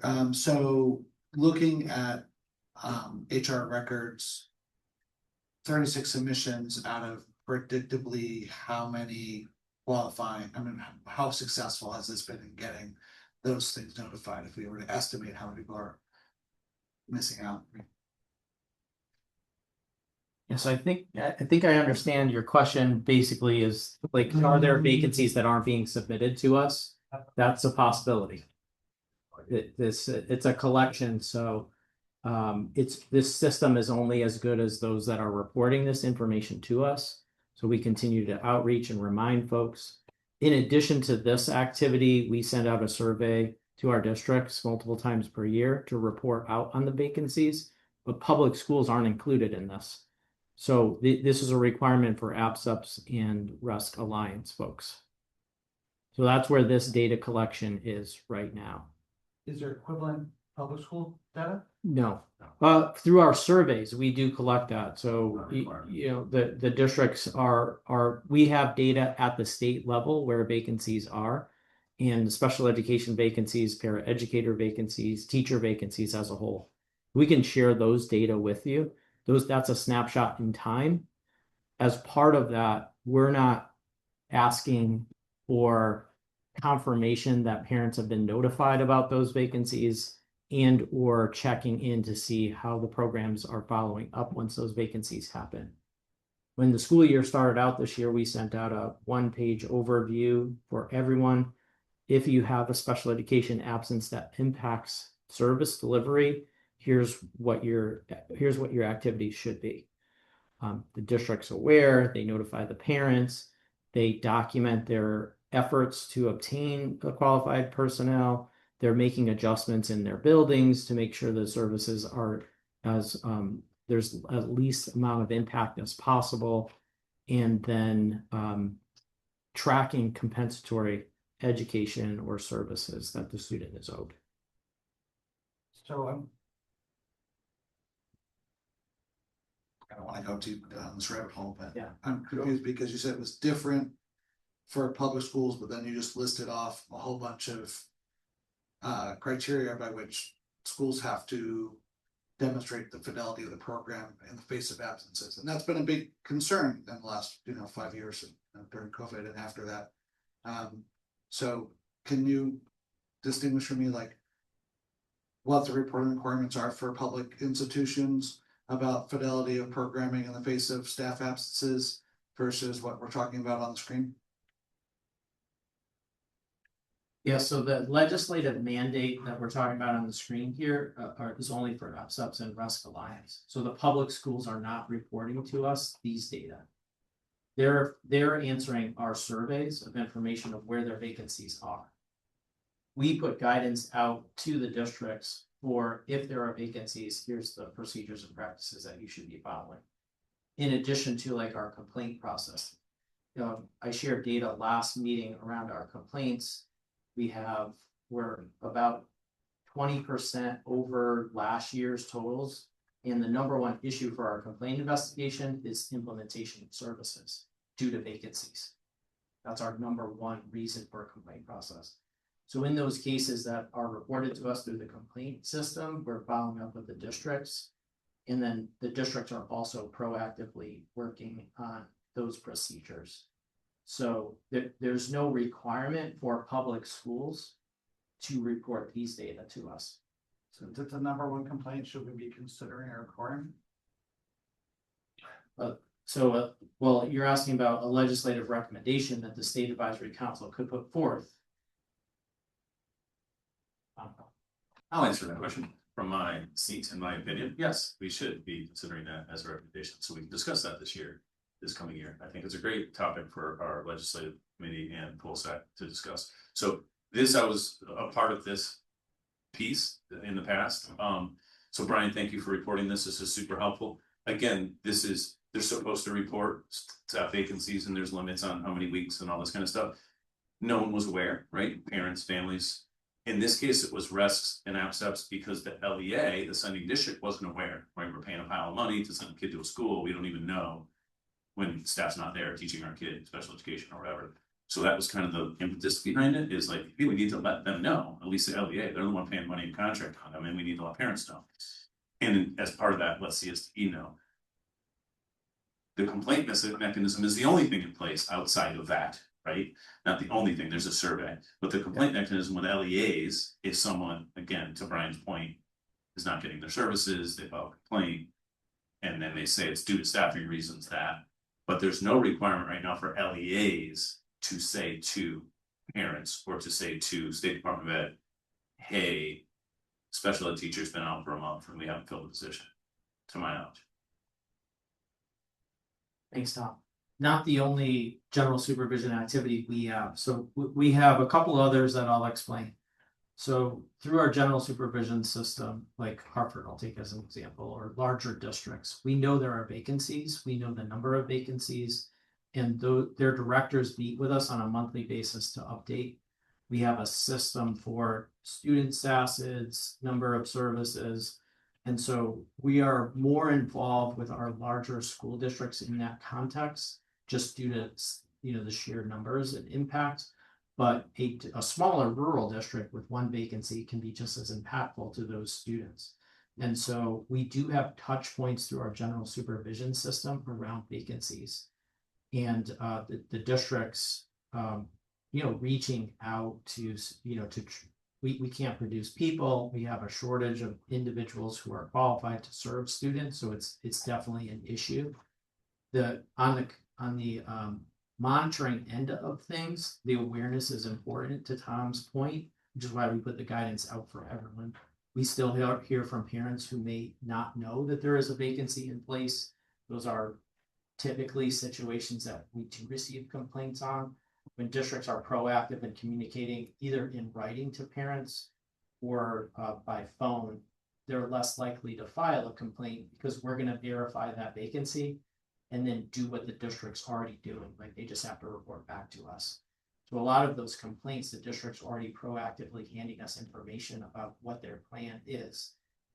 Now, with those larger school districts, we also ask for written communications that go out to families.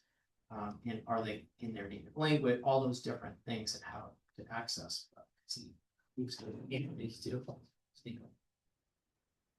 Thank you. I think I'm going to echo a lot of what you shared, Brian, but just for a school district perspective too, I want to remind the group that the state does engage in the integrated on-site monitoring process too for school districts. And as a school district who went through that process very early on, I can share too that The team that came out and did their visit did ask specific questions of staff members and of families in regards to, you know, vacancies and priority areas.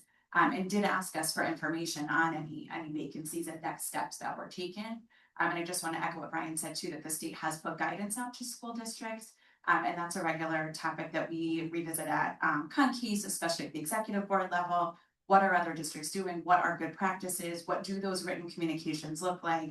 So it's an ongoing topic because it's a pressing area of need. But the state does have certain mechanisms for monitoring that for public school districts too. And the legislation was specific to the approved to privates because the local education agency is responsible for that IP monitoring of services and would similarly want to engage in efforts to make sure the family is aware and be providing them compensatory services and monitoring that student's program. So I think a lot of the same things. And Brian, the state has CTCs as well, which school districts use, and I wonder if that's helpful for the group to know. Thanks, Eve. Yeah, so you may have seen me report in previous meetings on CTCs, which is a special education employment system like CT REAP or School Springs that's specific for special education vacancies. And we can send you data. It's been very successful. It's at no cost to districts, certified or non-certified positions. So one of the things that we do once we meet with districts about their vacancies is make sure they're aware of that. Are they posting there? Utah State and TASE, who's done our trainings in the past, John Copenhaver, you probably know, his team, one of his teams oversees that system, and they also do specific marketing for districts. We've had like 1 million people go through this site from across the country. So it's a tool. It's not it doesn't solve the issue, but it's a great tool and resource that we share with districts. One of the things, and Tom, I see you again. One of the things that the state advisory, this group can be helpful for the CSD in our interpretation of this. So we have these data. What should we do with those data? So what is our capacity, to assist the districts in vacancies or shortages? That goes to retention and recruitment and your recommendations around that. But if there is a vacancy in place, which we know there are hundreds of them across the state, we're responsible to ensure that the IP implementation is happening. It's not happening in those vacancies. It's communicated, tracked, monitored, planned for makeup, but who makes up the services if there aren't people to do the services? So it's a question from a monitoring perspective that goes beyond data collection.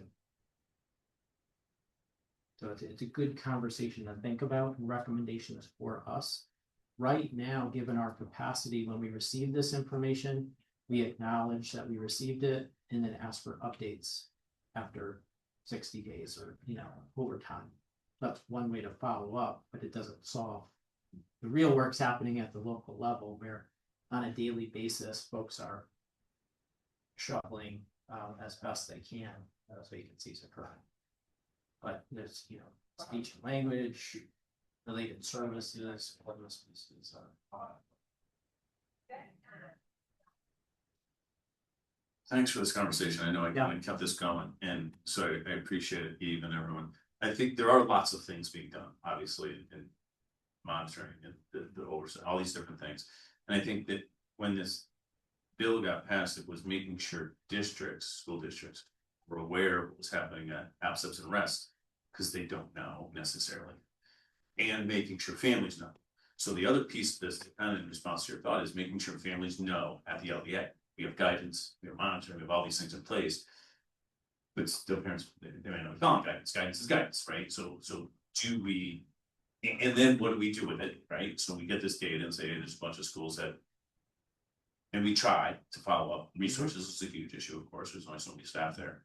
But ultimately we're posting, we're trying to fill these positions, but in the meantime, students are suffering because they're not getting, I say suffering, but losing out on services from a certified special ed teacher related services. So ultimately, that's where the rubber meets the road and what the solution is, but now at least we have the data and they're reporting and LEAs are aware, hey, there's an issue there. They weren't aware necessarily before. And making sure parents are aware, I think, is the piece where, when I said yes to that to you earlier, like, do we want to pursue that? It is something we could, right? Like, is that something we want? to make sure parents have to be notified after a certain amount of time on something like.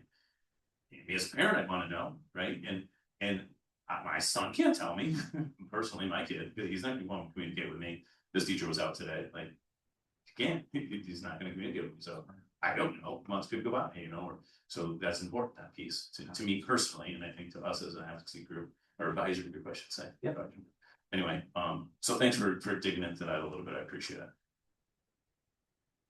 Yeah, just one last comment, and there are really successful stories, and Bridgeport is one that I'll point to where they had 43 special education vacancies last year. To start this year, they had 2. So we were involved with them pretty heavily through the State Board of Education, where they gave the commissioner authority for the CSD to take a larger role in the district. And the keys to that success were coordination between the HR department and the special education department, and identifying, similar to what the process mapping activity, where is the breakdown in process and procedure. So that's not the only thing. That there was a lot of hard work that went into it, and our expertise from the talent office was providing on ground support to their processes. But that's to show that work can happen when it's well coordinated. Now, did those teachers come from other districts? I mean, that's something that we need to talk about, because there's only a certain pool of special education teachers. Steal from someone else.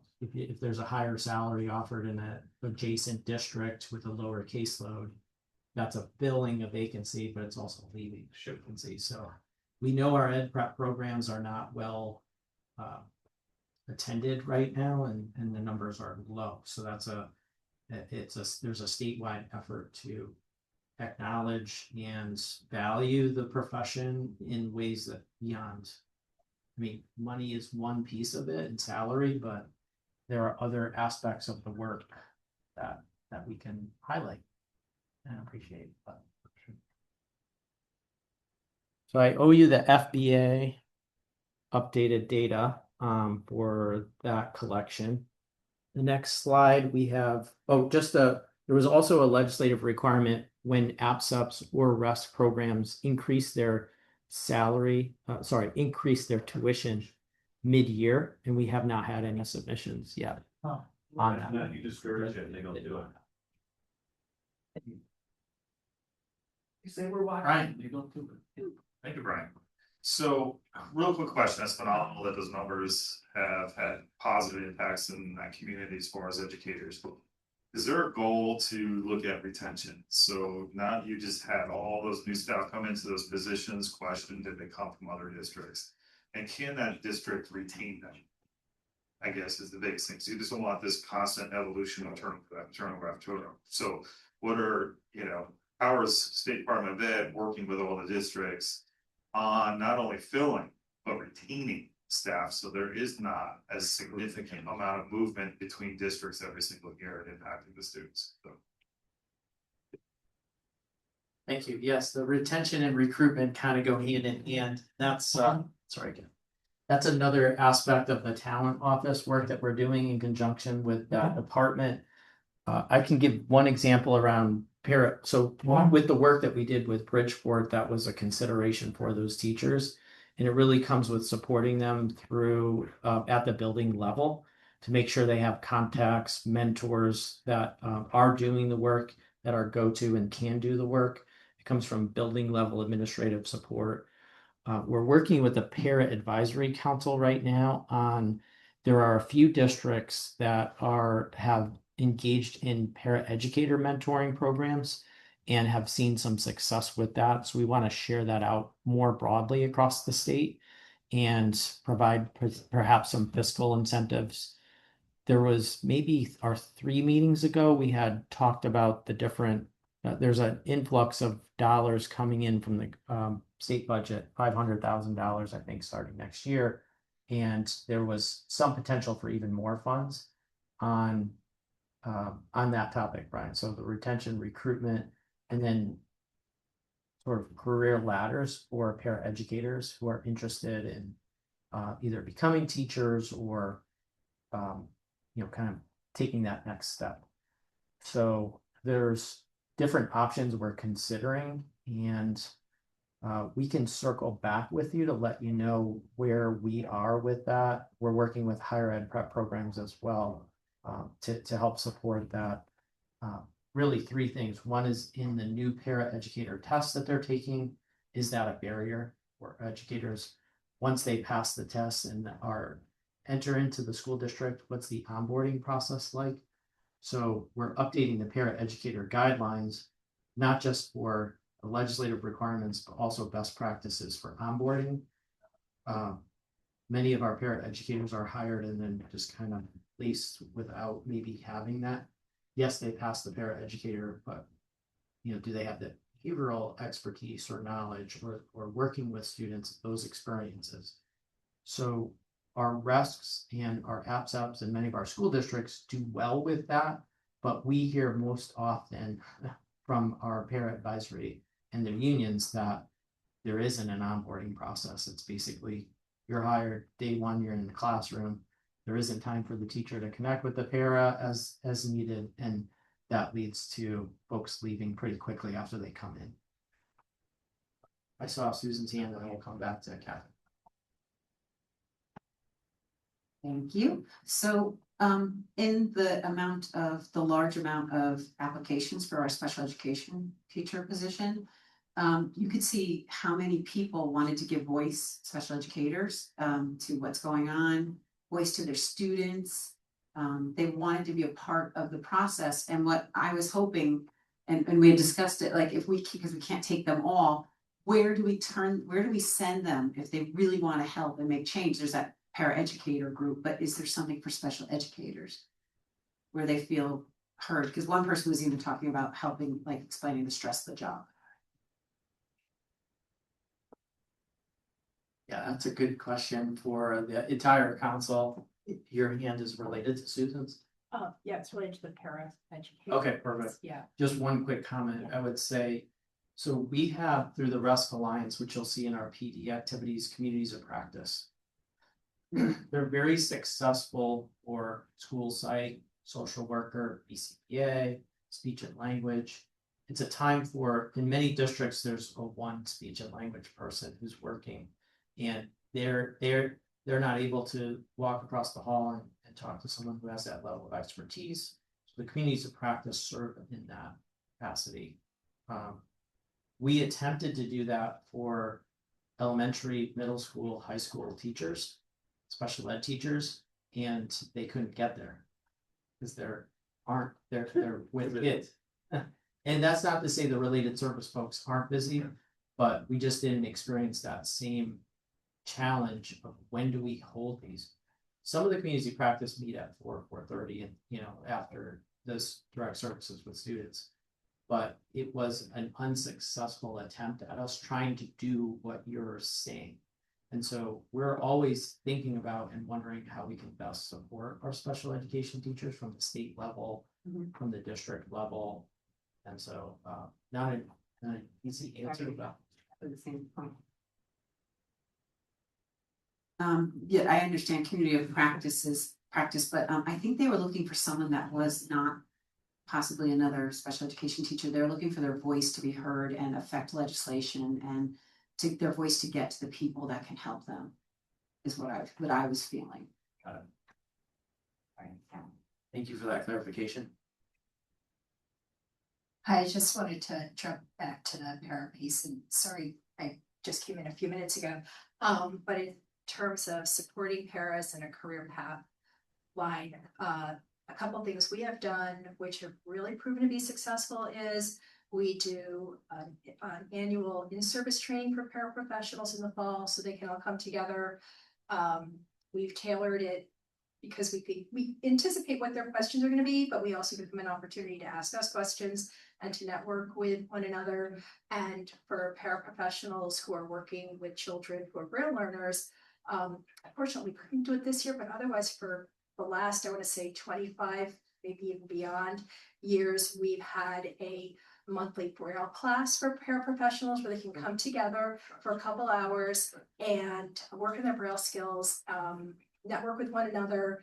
And it's an opportunity for us to get to know them a little better too. And you would be amazed at how many of these paras have actually gone on and become teachers of the visually impaired and now work at Besby. So, so there are, ways to do it. It's just a couple ideas. Those are excellent ideas and examples. Thanks, Catherine. Tom. So thinking about Susan, about your question, we had somebody else blown away that we had like multiple, let alone 2 or 3, let alone 15 or whatever, special educators. That's remarkable. It's amazing how we got that many. And I'm just throwing this out there as a point of future discussion, maybe for this group, but how do we help hear their voice as the SAC?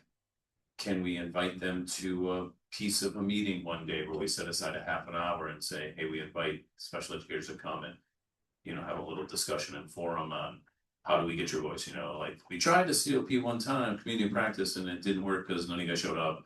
Like, are there other ideas? Maybe have that conversation with some of them. Invite them to this space as one space. Now, this is a space that advises State Department of Ed, so there's only so much they can do. Certainly, community practice is one of those examples. Yeah. We also advise the legislature, right? So if we came to something that we could then take that and say, hey, legislature, here's an idea to, and I don't know what that looks like. And do we need a state law? Not necessarily. I don't think it's a state law thing, but I don't know, just a thought to invite some of them here for a time at some point to, again, it's hard to get them anywhere because they're all busy working and teaching during, 8 to 2:30 or whatever. And Smith wants to chime in. I wasn't doing that mode of like, give me the mic, Tom. So that, I was being intimidating, like, stop, give it to me. Apologies. I was just trying to cut the water down for you. We were talking at the membership committee meeting about when we do respond out to candidates who were not selected, to let them know not only how long we'll keep their application on file, but also to encourage them to join during public comment. Go on the website, enjoy them, and encourage them, like dear Lord, to come in on public comment. But I do like your idea, and this is something we can kick around, obviously. Do we hold an ad hoc SAC meeting for special educators in the afternoon outside of their traditional work time, so they are not conflicted with classes, and get some direct input feedback and extend that out, but how you would do that and how do you control that, because it would have to be virtual. But it is something to think about. But we were going to go out with a standard messaging for those particular applicants, and even the charter school ones as well, that if they are interested in the SAC, it's a great opportunity to just hop in, listen, public comment, and gain a little bit more knowledge base. So they can either say, hey, no, I'm no longer interested, it's not what I thought it was, or B, I am interested, and keep my application on file. So we were forward thinking a little bit along those lines, but I think you're looking at a larger, how do we get that stakeholder group to the table and get that input? Good discussion, great ideas. Very important voice for the State Advisory Council. I'm excited that we'll have a recommended representative soon. So, any questions or other questions or comments? Okay, the procedures and practices manual, the updated resource, I just have a link here. We talked about it, I think, at the last meeting, but we're in the process now of ensuring that the format for the model manual is accessible. Talked about accessibility today. So we're very close to releasing that to the district. But on our website, it is the updated information that we've shared out. So this is a really great resource for our state. Next slide. It's also good with them. IDA grant applications are now live for our directors and school districts to complete in EGMS. So the timeline here, I know we reported this out already, but just to let you know, now that's live and available. Our competitive grants, we're hoping will be live and available next Monday. Our forms review committee is looking at those documents. We're working with CERC and partners at CERC to make sure to have the application be submitted electronically. And so those two grants are one for students with IEPs that also have trauma as part of their background, There's 500,000 allocated for that. And then high quality special education incentives grant, which the goal is inclusive programming in the district, 9.9 million for programming and 10 million in capital improvement. Those funds don't become available until July 1, but the application will be out this spring for application. Yes, Tom. That's the LEAs. For school Districts boards, can apply. school and regional boards of ed. Right. No. Charters, yes. Charters, yes. Obviously, absence, no, but yeah. All right. Okay.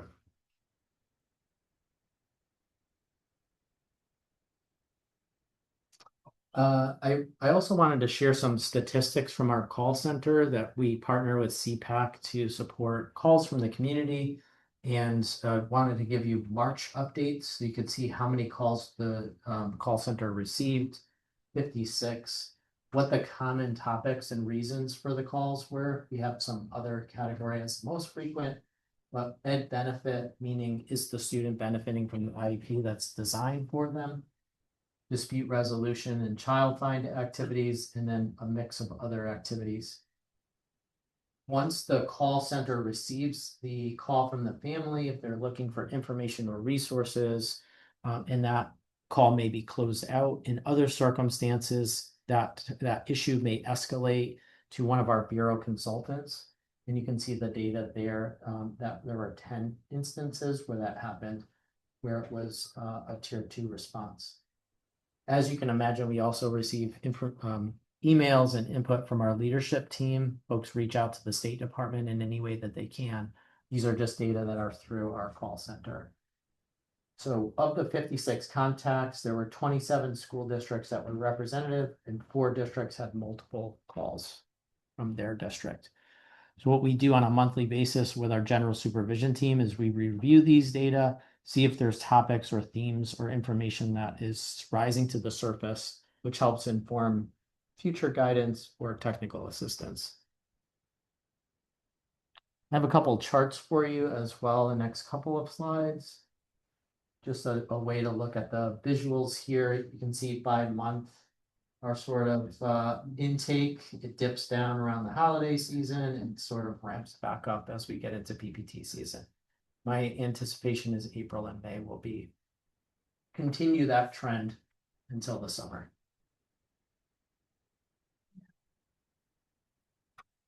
Next slide, I think, is our activities, just the different topics that we receive. I know this is really small for you to see, but IEP placement, implementation, those are our highest topics there. Dispute resolution, and then there's education benefit and upper tier there.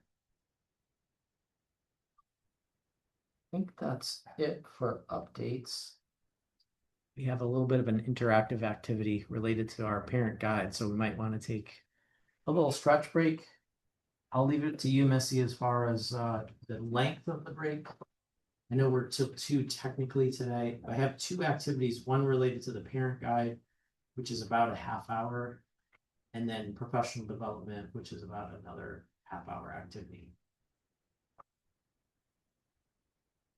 Could be adjusted, depending on folks, how folks are doing. Mayor, I do need a little bit of a break. You want to come back I at think probably most of 12:30? you at this table heard my stomach growling. You wanna do 15? Is 15 enough? Right, then he said 30. No, 12:30. 12:30. 13 minutes. 12:32. Okay, 12:32. All right, and Lori, Brandolin, Jeff. From CNC. Thank you.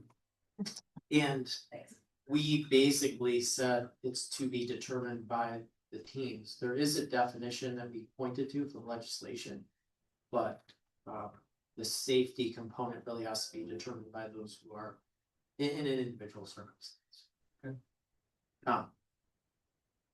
As I think the intent behind it, and it's hard to make the intent match practice always, often, but was, again, to have these things in place before you outplace a student due to your inability to help them with behavioral challenges In the least restrictive environment. in the least restrictive environment, so you keep it, and if before you do that, have you done functional behavior assessment, behavior intervention plan, implement them?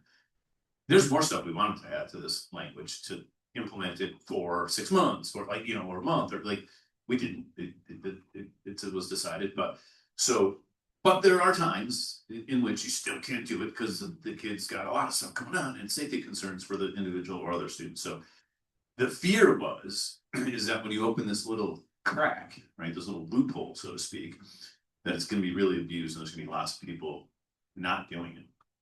So that's sort of my request and our request to see the data, is to see what that's looking like, and is it being abused or not? And I don't know what that means, like what the number is, if we were to compare that to how many students are outplaced on an annual basis with behavioral challenges, that would be an interesting data point to then see 15 submissions, Out of 1,000 were outplaced, or 20, you know what I mean? Like if it's 15 out of 20, well, that's kind of problematic, you know what I mean? And that would be, trying not to bury Brian in too much data and requests, but like those sorts of things I think help inform us.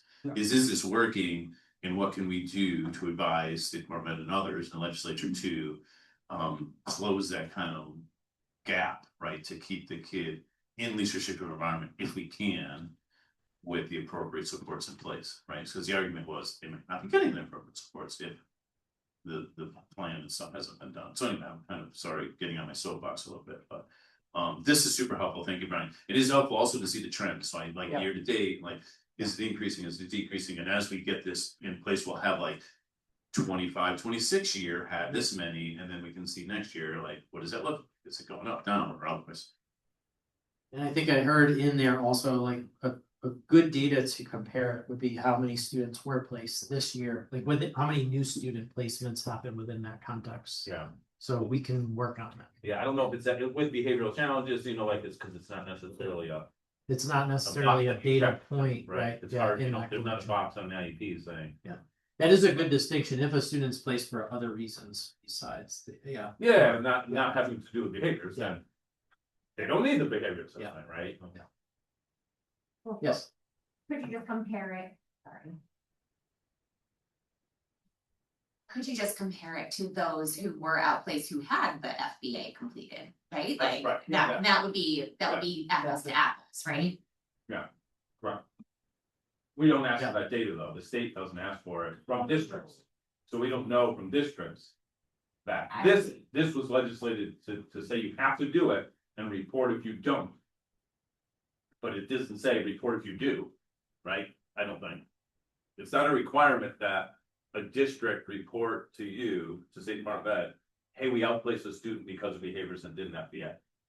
I don't think. No. Right. No. So This is only in absence of. in absence. We don't have that data, but we would have to have it. Right. Just want to clarify that the reason, it's done, the FBA is done because it is part of best practice to ensure suitable ed services, right? It's there because one doesn't, IDEA is clear that you can't just move a child to a separate school without all these things being met. And that's just one part of what needs to be met. And so we're just ensuring that people who are, districts where it's happening, that they've met the things that they're required to do prior to doing it. That's all. Thank you, Nati. Thank you. Any other questions on this topic before we shift to the parent guide? So we have directions for folks online, but for the purposes of all of us, for all of us here in person, we have a quick activity. Well, we'll see how quick it is, but depending on your familiarity with our parent guide to special education, I have 2 hard copies of the doc. I was thinking maybe Brian can come over and Megan to either of the tables, and we could work in 2 groups and then split the document up into sections where each person takes maybe 10 to 15 pages of the document for just a high level scan and asking 3 questions. Basically, what are the strengths of that particular section? What should we maintain? within that guide. If everything looks great, you can just mention that. What is missing from that section, or are there potential opportunities for additions to those sections? And then the third question would be, what format or would be preferable to disseminate that information? Is it a short video, a one-pager, supplementary information? We're gonna report back out as a group if we can document. Basically, if you have your laptop, or I also have chart paper, if you want to just jot down those 3 things, strengths by section. If you could pull up the document electronically as well for those of you that have laptops. We can send you the direct link. You see, just sent it. Oh, beautiful. Right on cue. And then if you want to look at hard copy, I only have 1 copy for each table, but you can take the sections and kind of divide and divvy it up now. So how are the sections, how are you envisioning dividing the document? Roughly by page number, so it's a 65-page document, so if each of you take 10 pages or so, that'll be equal amount of, Okay. But if there are certain sections that you could do it by chapter as well. If that makes sense. Well, distribute, and then finish my thing. You different. Thank you, Lauren.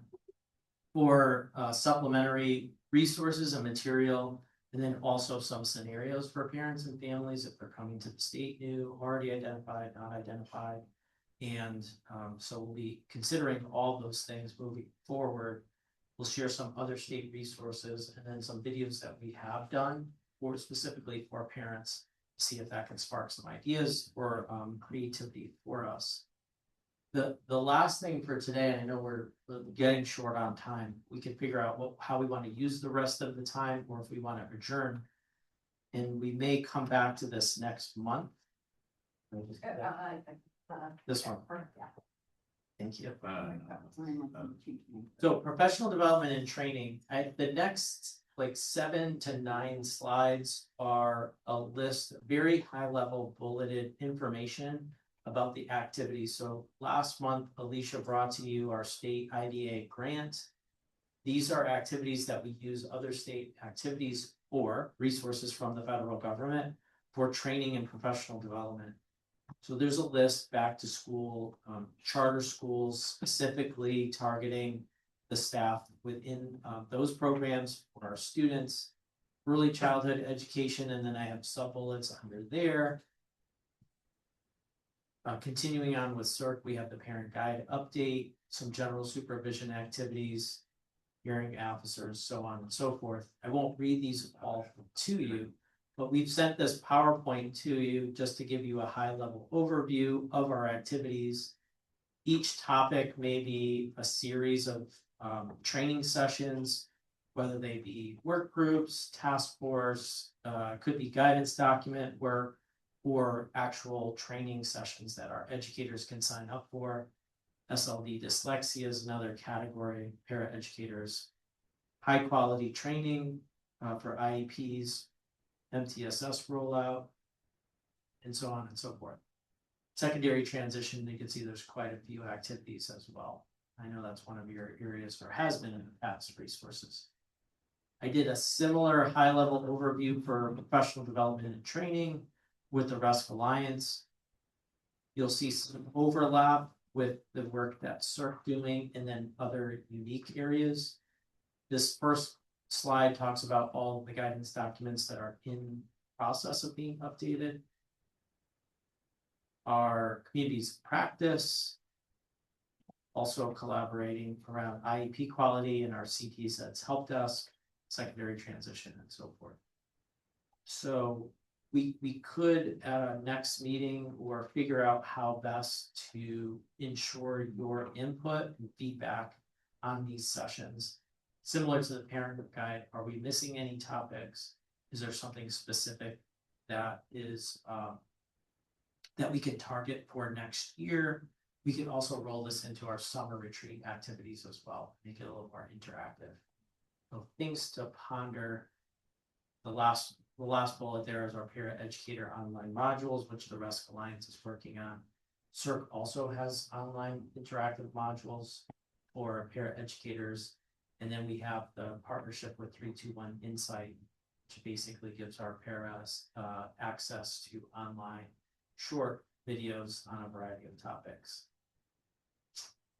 So that is where we can kind of leave at this point. We can go back, figure out, we can connect with the technical committee also to see, is this more of a summer retreat activity? Do you want to take time to review these slides and see if there are areas or indoor topics that are missing and how those are aligned to your priority areas? Tom Coster.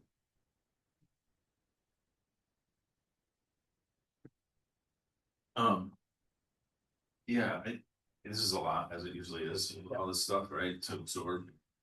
So I appreciate the information. It is hard to wrap your head around, like, yeah, I think this came up for me in the sense that we often, as a SAC, come up with like, here's an issue, here's a thing, whether it's to CSDE or to the legislature, we should offer training, right? Like, we either need money or training, right? I think those are the two big things that we often say we need and recommend.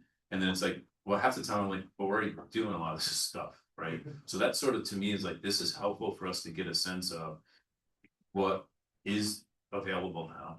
And then I have questions like, well, who's aware of, how do you communicate this to the proper people, right? So if I'm a paraeducator in Rocky Hill, my hometown, and or I'm a staff that's overseeing some paraeducators, and I go, okay, this person's new or they're struggling or whatever, what's available? I don't know, go to the website, sort of thing. Like, how do I know what's available? Because there's a lot of good stuff available here. If I have the teacher that needs help with IEPs, and how do I direct them to the right things? And I know you have answers to these questions already, probably in your head, but like, so that's, to me, as I'm looking as an advisor, really to look at like this holistically, and things that we, over the years, because every year we come up with, there's a bunch of training recommendations, like we should really train on ADHD and on epilepsy and every other million thing out there. And then some of it, a lot's being done. And then, so that's that's one comment. And then it's also, how is it delivered? Like I said, some of these are just one pagers where it's like, here's your training. And some of it's there's videos, and some of it's there's in-person or virtual sort of interactive module type things. So, and clearly some of these have, I want to say more important is the wrong word, but have a higher priority of importance, a higher priority than others to really, make sure are being used and implemented than some of the other ones. So I don't know, that's just a bunch of jibber jabber that I usually do, but I think that's some of the conversation I think it's important for us to have, to not necessarily question. It's hard to find a hole in what's missing here, because there's a million things, you don't know what's missing until you go, hey, we need epilepsy training, where is that? No, I just bring that up because it's something that is being done now. Anyway, that's my truth. So I had an idea based on that, your feedback, jibber jabber. So would it be helpful if we took our activities and then lined them up with your priorities to see where the current activities are? And that could help identify gaps. Let's say you have, in your annual report, you have areas of recommendation. We could file those in and then give a little bit more specifics about target audience. Because for each of these there's, I'm not sure what the delivery method is exactly for our CERC proposals, but it's in the hundreds probably. Oh, it is. I mean, and as soon as he gives us the go ahead to put them in, it keeps growing and growing. It's a growing list. Right. So you don't need that much information, but if we are able to take the topics, give a little more specific on the audience and targeted audience and outcome. Right. Because for each proposal we do with CERC, we look at intended outcomes, how we're going to evaluate that, and then the effectiveness. Do we repeat it next year or not? But we can add that information as a subcategory to your priorities. Right. And that may help identify what. And other gaps, right? Exactly. So that'll help. Those Gaps, doing it, and then- right? LRE, we need some training on LRE. Like I always complain about the LRE checklist, for example, right? I'm like, it's how it's implemented is not great, and it can be better. Like, there's training around that, right? There's training on something to do with that, but that's one of our priorities, and here's the training. Is it good enough? Do we advise updating it and changing it? Yeah. Or there's something missing there, then we advise creating something for that piece, because it's a priority of ours. Right. So I like tying it. The other Sean? thing, Yeah. the other thing is that it could lead to, you know, looking at that and looking at what CERT's doing and looking at, you know, what the rests are doing and the results of those. It may lead to us being able to establish other priorities for next year. Yeah, See absolutely. where those priorities are, right? Yeah. And what data are we looking at? Because Right. like, we need to be utilizing data to inform all of Right. this, which means like our complaints that come in and themes around that or other activities. And so we could all come up with great ideas on Yeah. what should be offered. Well, But for how the are thing that you we, just how are we- presented on complaints, so you were just saying like Yeah. a certain percentage of the complaints are on this, right? Yeah. Okay, then there's a whole, that's some data we have, like a certain percentage of our complaints are on this topic. Are we addressing that with? Yeah, so we can with start our using job is to make sure there's a through line and that there's the different parts of the supervision system are talking to each other and that PD isn't just Hanging out there. It's not on its Right. own. And, hey, this would be a great idea if we did this. And is it connected to an indicator? If not, why is it a priority? Is that coming from the State Advisory Council? Those communities of practice actually came from a recommendation of this council when it happened in other states. So there are other things that we can do. And now to look at them now. incorporate. They're flourishing. They're children now, they're grown up. I didn't Some of them- some of them don't go to school. Randall is maybe on stuff. I mean, Yeah, if you want to check and see if Yeah. Randall. We did. But she just wasn't responding, so she's on, but she's like, he went up shit. We're recording. Alright. What I was also thinking of is, as a parent, when you're told your child needs an IEP, you're often thinking, oh my gosh, my child is falling behind, there's fear. And we were just talking about, I was talking about my son, and I was thinking, what he's done right now is because of his IEP and because of the self-advocacy that he learned. So maybe start with, these are the benefits of an IEP. Like, not all like scary, but there's some really amazing benefits to an IEP. And having your child getting that extra help. Thanks. There's a lot. Yeah, I mean, the deficit model versus the strength, basing on strengths, and we had engaged in, and this was sparked by some legislative language that around students, once they're identified and need an IEP or a Section 504 plan in this case, information that was given directly to the student about that. The legislation said that the State Department will develop a resource for students.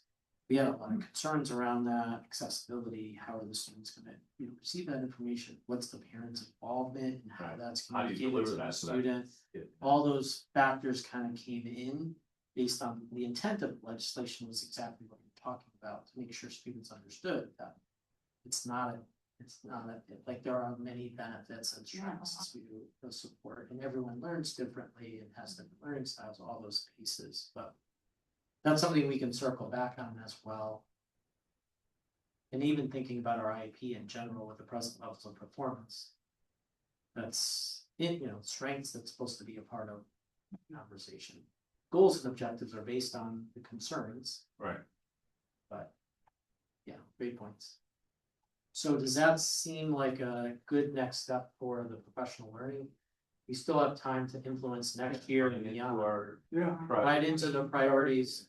And then intended audience and where is this information found or how is it? Well, and as we have this as a thing, a resource, which I know it's hard to just keep having everything at our fingertips, but then as stuff comes up in our conversations over time, whether it's a priority area or not, we come up with a recommendation, it's like, again, what do we have now?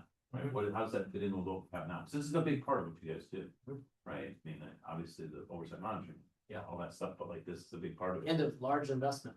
And large investment. Financially. Right, yeah, it's huge. So we wanna make sure that everyone's getting, this is what you use a lot of the dollars from the vet for, right? Is this stuff. So is it, I stepped out, so I'm a little lost. So, I wasn't gone super long, but so there's like 5 slides, it's like, what are you? 28 curriculums about how to run all these different roles, right? how is the SAC fitting into our contribution? That's just hard to imagine, like, what we could accomplish in the face of that enormous list. So what the proposal is this is a very high level overview of all the training CERC provides and the Rusk Alliance, which are two of our greatest, in Alicia's presentation, these are multi-million-dollar contracts we have with those entities. So what is our return on investment on those? And how can the SAC help shape more specifically what's offered related to training and professional development? So the idea is to take these activities as they relate to your priorities, so you can see, oh, one of our priorities, the State Department's not funding or providing information on A, B, or C. It'll help kind of raise that to the surface.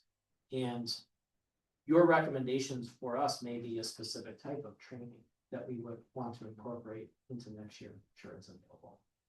So that's you your. want us to assess the clearinghouse's availability of trainings, not necessarily evaluate the existing content.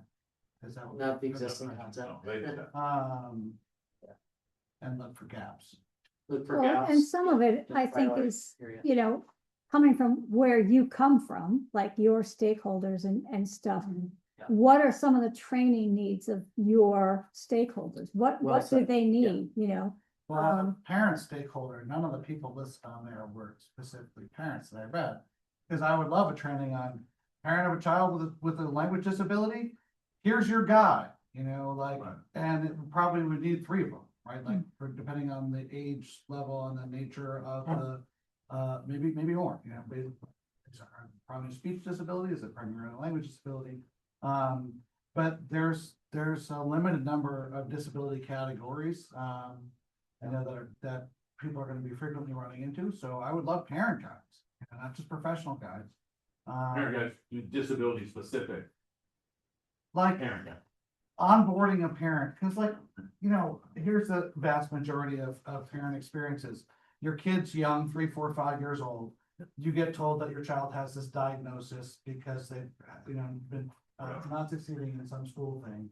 And then they're told, you have to do the right thing or your kid's gonna suffer. You have no idea what that means. And then you're thrown a bunch of acronyms and given 5, 20-page to 40-page documents you don't understand. And the onboarding process for special ed parents is sucky. I mean, thank God for CPAC and other, but you have to know to call them, like, so, and then you have to know what questions to ask. And so, like, I was lucky, like the person who answered the phone when I called was Jane Hampton Smith, that's just who was answering phones back in the day. And she's got all the answers. And she had all the answers. Like, it's the only reason my kid like could walk. So, I just got lucky, but I don't really like this parent guide is as good as it can be given what it's trying to do. But as a parent of a 5-year-old with autism or a 3-year-old with autism, it's near useless. In terms of telling me, what do I need to look for? What do I need to accomplish? What's my first step? What's my next step? What's an SLP? Like, okay, like I had no idea. Like, so my kid has a language disability. So, what are the tools that help my child, figure out what the nature of that is? And so I'd love to see some real parent guides that sort of like, hey, and I think it would have to be, a little bit of hypertext, like, or I love an app. I thought about developing an app, like, is your child's challenge mostly behavioral, or can your child speak? And like it would then tell you, okay, well, some of the people involved in solving your problem will be a behavioral, a BCBA, right? And here's what a BCBA is, and here's some of the initial assessments that BCBAs often do when trying to determine, that. So like that kind of flowchart of information, like here's your next step, here's your next step. And resources. And resources that explain it at a 5th grade level that are accessible. Like that, I think that's so important. I don't know if that's the SAC's job specifically, but I think in terms of professional development, I don't feel like I'm really qualified to develop that, because there are people who are way better at it, you know, who are gonna explain how to do better stuff for SLPs than I am, but, you know, in terms of that entry level part, like, I think that's what I'd be looking for as a big missing, from that list of professional development, because it's not professional development. We're not professionals, the parents. No, Can I, so hearing that, right, which is so many parents experience with my educator, and the conversations had with parents in those early PPTs and that referral stage are so critically important. And I think that could be an area where school teams could benefit. Training educators Yeah. to be the Yeah. person who's talking Yeah. to To you. guide Because parents. you see the people that do this beautifully, and I- say to a parent, Mhm. there are some lags. To be the Jane Hampton Here's what we're Smith gonna of- work, that's right. Right. And then you see times where it's a real mess. And that's Mhm. usually when I join the team and say, hey, I'm here to help you, come in and have a coffee, let's walk through this, but not everybody has that, and so that is an art form. And so that could be an area. It is an of art potential No, resource. it is actually, and both of you, you know, even Brian, you know, from your district perspectives. Yeah. To see that, and I think both of you have done the thing that John would have wanted. Yeah. But there are so many teams that you see, That we're don't have crunched that for time, expertise. we have this hour, Yeah. I need to get all this done. Yeah. And we. You walk away like, lose what else? John, Yeah. who's the first time ever having an IEP. That's you know, right. PPT. So that could be an area of Yeah. professional need for school teams, how to walk a parent Right. through, you know, that new to special education. Way before the PPT. Yeah. Because Yes. the PPT by nature is. Yeah, before critical Yeah, and. it's like. And then you have to training. walk It is. in. Well, there's to- our for you to be an Bill of advocate, Rights, right? you I have just want to have. It's tricky, because that's like that. I think that's part of the shock too, from going from Part C, so birth to 3 to the Right. public schools. Yeah. If you're going through that part. If you have, because Part C is all about the family Right. and the supports, how to support. Yeah. And then That was the it, hardest lift to do. and then it shifts to the student, this team is here for the student, and Yeah. the family is part of that. But it's, what you're describing is what birth to 3 does for families. Yeah. Developmental stages, how to support your child, all those steps. But if you The, come in and ages and Yeah. ages and stages questionnaire, like all those things are designed for families. And that's not the school district's like charge. So maybe that is a missing piece Right, for, of, again, the 6 to 10-year-old, that gets put in that. if you're special ed. referred to in middle school. Right, or 5, 6, 7, 8, elementary. whatever. But to your point, even before that PPT, what resources are there for a school team to say, how do I guide a parent through meaningful access? What do you expect Yeah. of that PPT? Who will be there? And how do you advocate for your child, right? Like, I like what you just said. It'd be great if there was someone at the CSD call center who said, hey, I heard your child got diagnosed this week. Let me help you through this. I'm here for you, right? I'm gonna give you Jane Hampton Smith's personal cell phone number. But you don't take that. It is almost a clinical, like, like a therapy. I think it falls under parental participation. It does. I think we can couch it that way in the SAC can say that, meaningful participation. Yeah. And I think that's really where it starts, because that gives us the impetus under IDEA to use resources to help initially, you know, first time parent, you know, their first ever situation. Especially if they don't transition from birth to 3 and have an understanding, because birth to 3 is guiding them through that, even to the transition PPT. I've seen many birth to 3 coordinators take that step to help them in that initial PPT with the LEA, because they're there. And they're guiding, they're talking to the parent, they know the first name, they talk to them through that. But then for the LEA to take over, you know, in that stage, or as we said, the child that's coming in without birth to 3, meaningful participation. Yeah. It takes it there. John, I I remember. could throw one other kink in there for you, because I had a very different experience, so.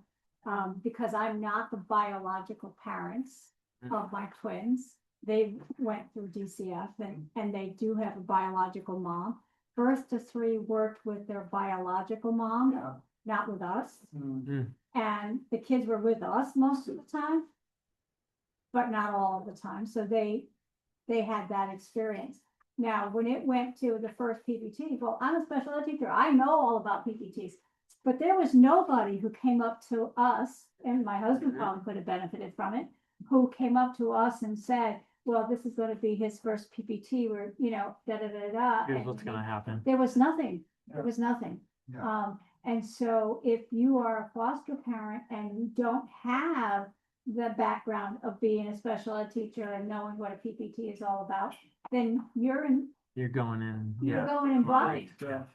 I want to share this real quick. I remember through CPAC, I was a parent mentor type of thing Mhm. for other people in Berkeley 3. So again, it was before this, but like it was, people were just looking for anybody to talk with. So I filled the Jane Hampton Smith, role in your case. And it was great. Now, it's just, there's not a lot of people to do it and they have to reach out to CPAC. So like that being like a goal, like if every person, like the goal would be every person entering has someone that can personally talk to them, right? And your idea of an app fills that sort of role, right? You're trying to like put Jane Hampton Smith in an app where you can guide through and get the answers, right? Like, or is it a person that's, or it's a mentor? My point is, or it's a mentor that's talking to someone that's been through the process, right? Like a lot of these, the CX, right? That's what these CX, these special education advisory councils are at this local level, is so that parents who've been through it can help coach these new parents. And we like, and we say as the CX, we say to them, hey guys, if you get, we tell the district, if you have a new student, new parent in special ed, refer them to us as a SEAC, have them come meet with us, because we can help them through the process. But they also say, because I tried to do mentoring Yeah. For parents, and they said, we can't tell you any other parents, students who have this. No, I understand. What I understand But privacy. do any of those but- groups train? No, they reach out to us. Guys, yeah, really difficult. Brandon. Oh, yeah, Brandon's on now. Uh, Okay, cool. She wasn't, we didn't know anyone was on. Here, pass it on. Brandon, can you hear us? I can. I don't know who was speaking about just coming out of birth to 3 and having someone to speak to.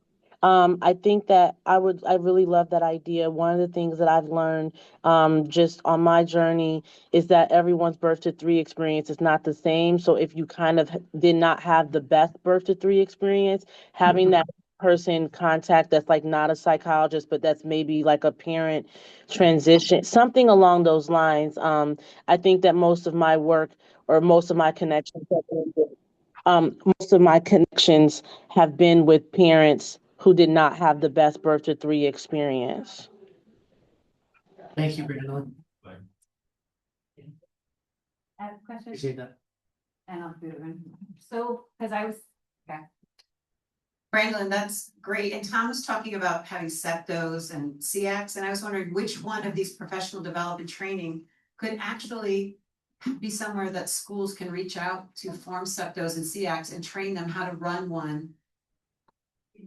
CPAC does that. So yeah, and train them, how sustainability, because usually the parents leave, but that would be amazing. And how to support other parents. So. I have thoughts about that, but I'm gonna go back to my original thought. So I like the idea of a parent engagement or family engagement. Family might be a better word. Family engagement priority for next year's SAC. There were those state frameworks on which parent engagement was. Have those been updated? Like the dual capacity frameworks? So, equal equitable partnerships.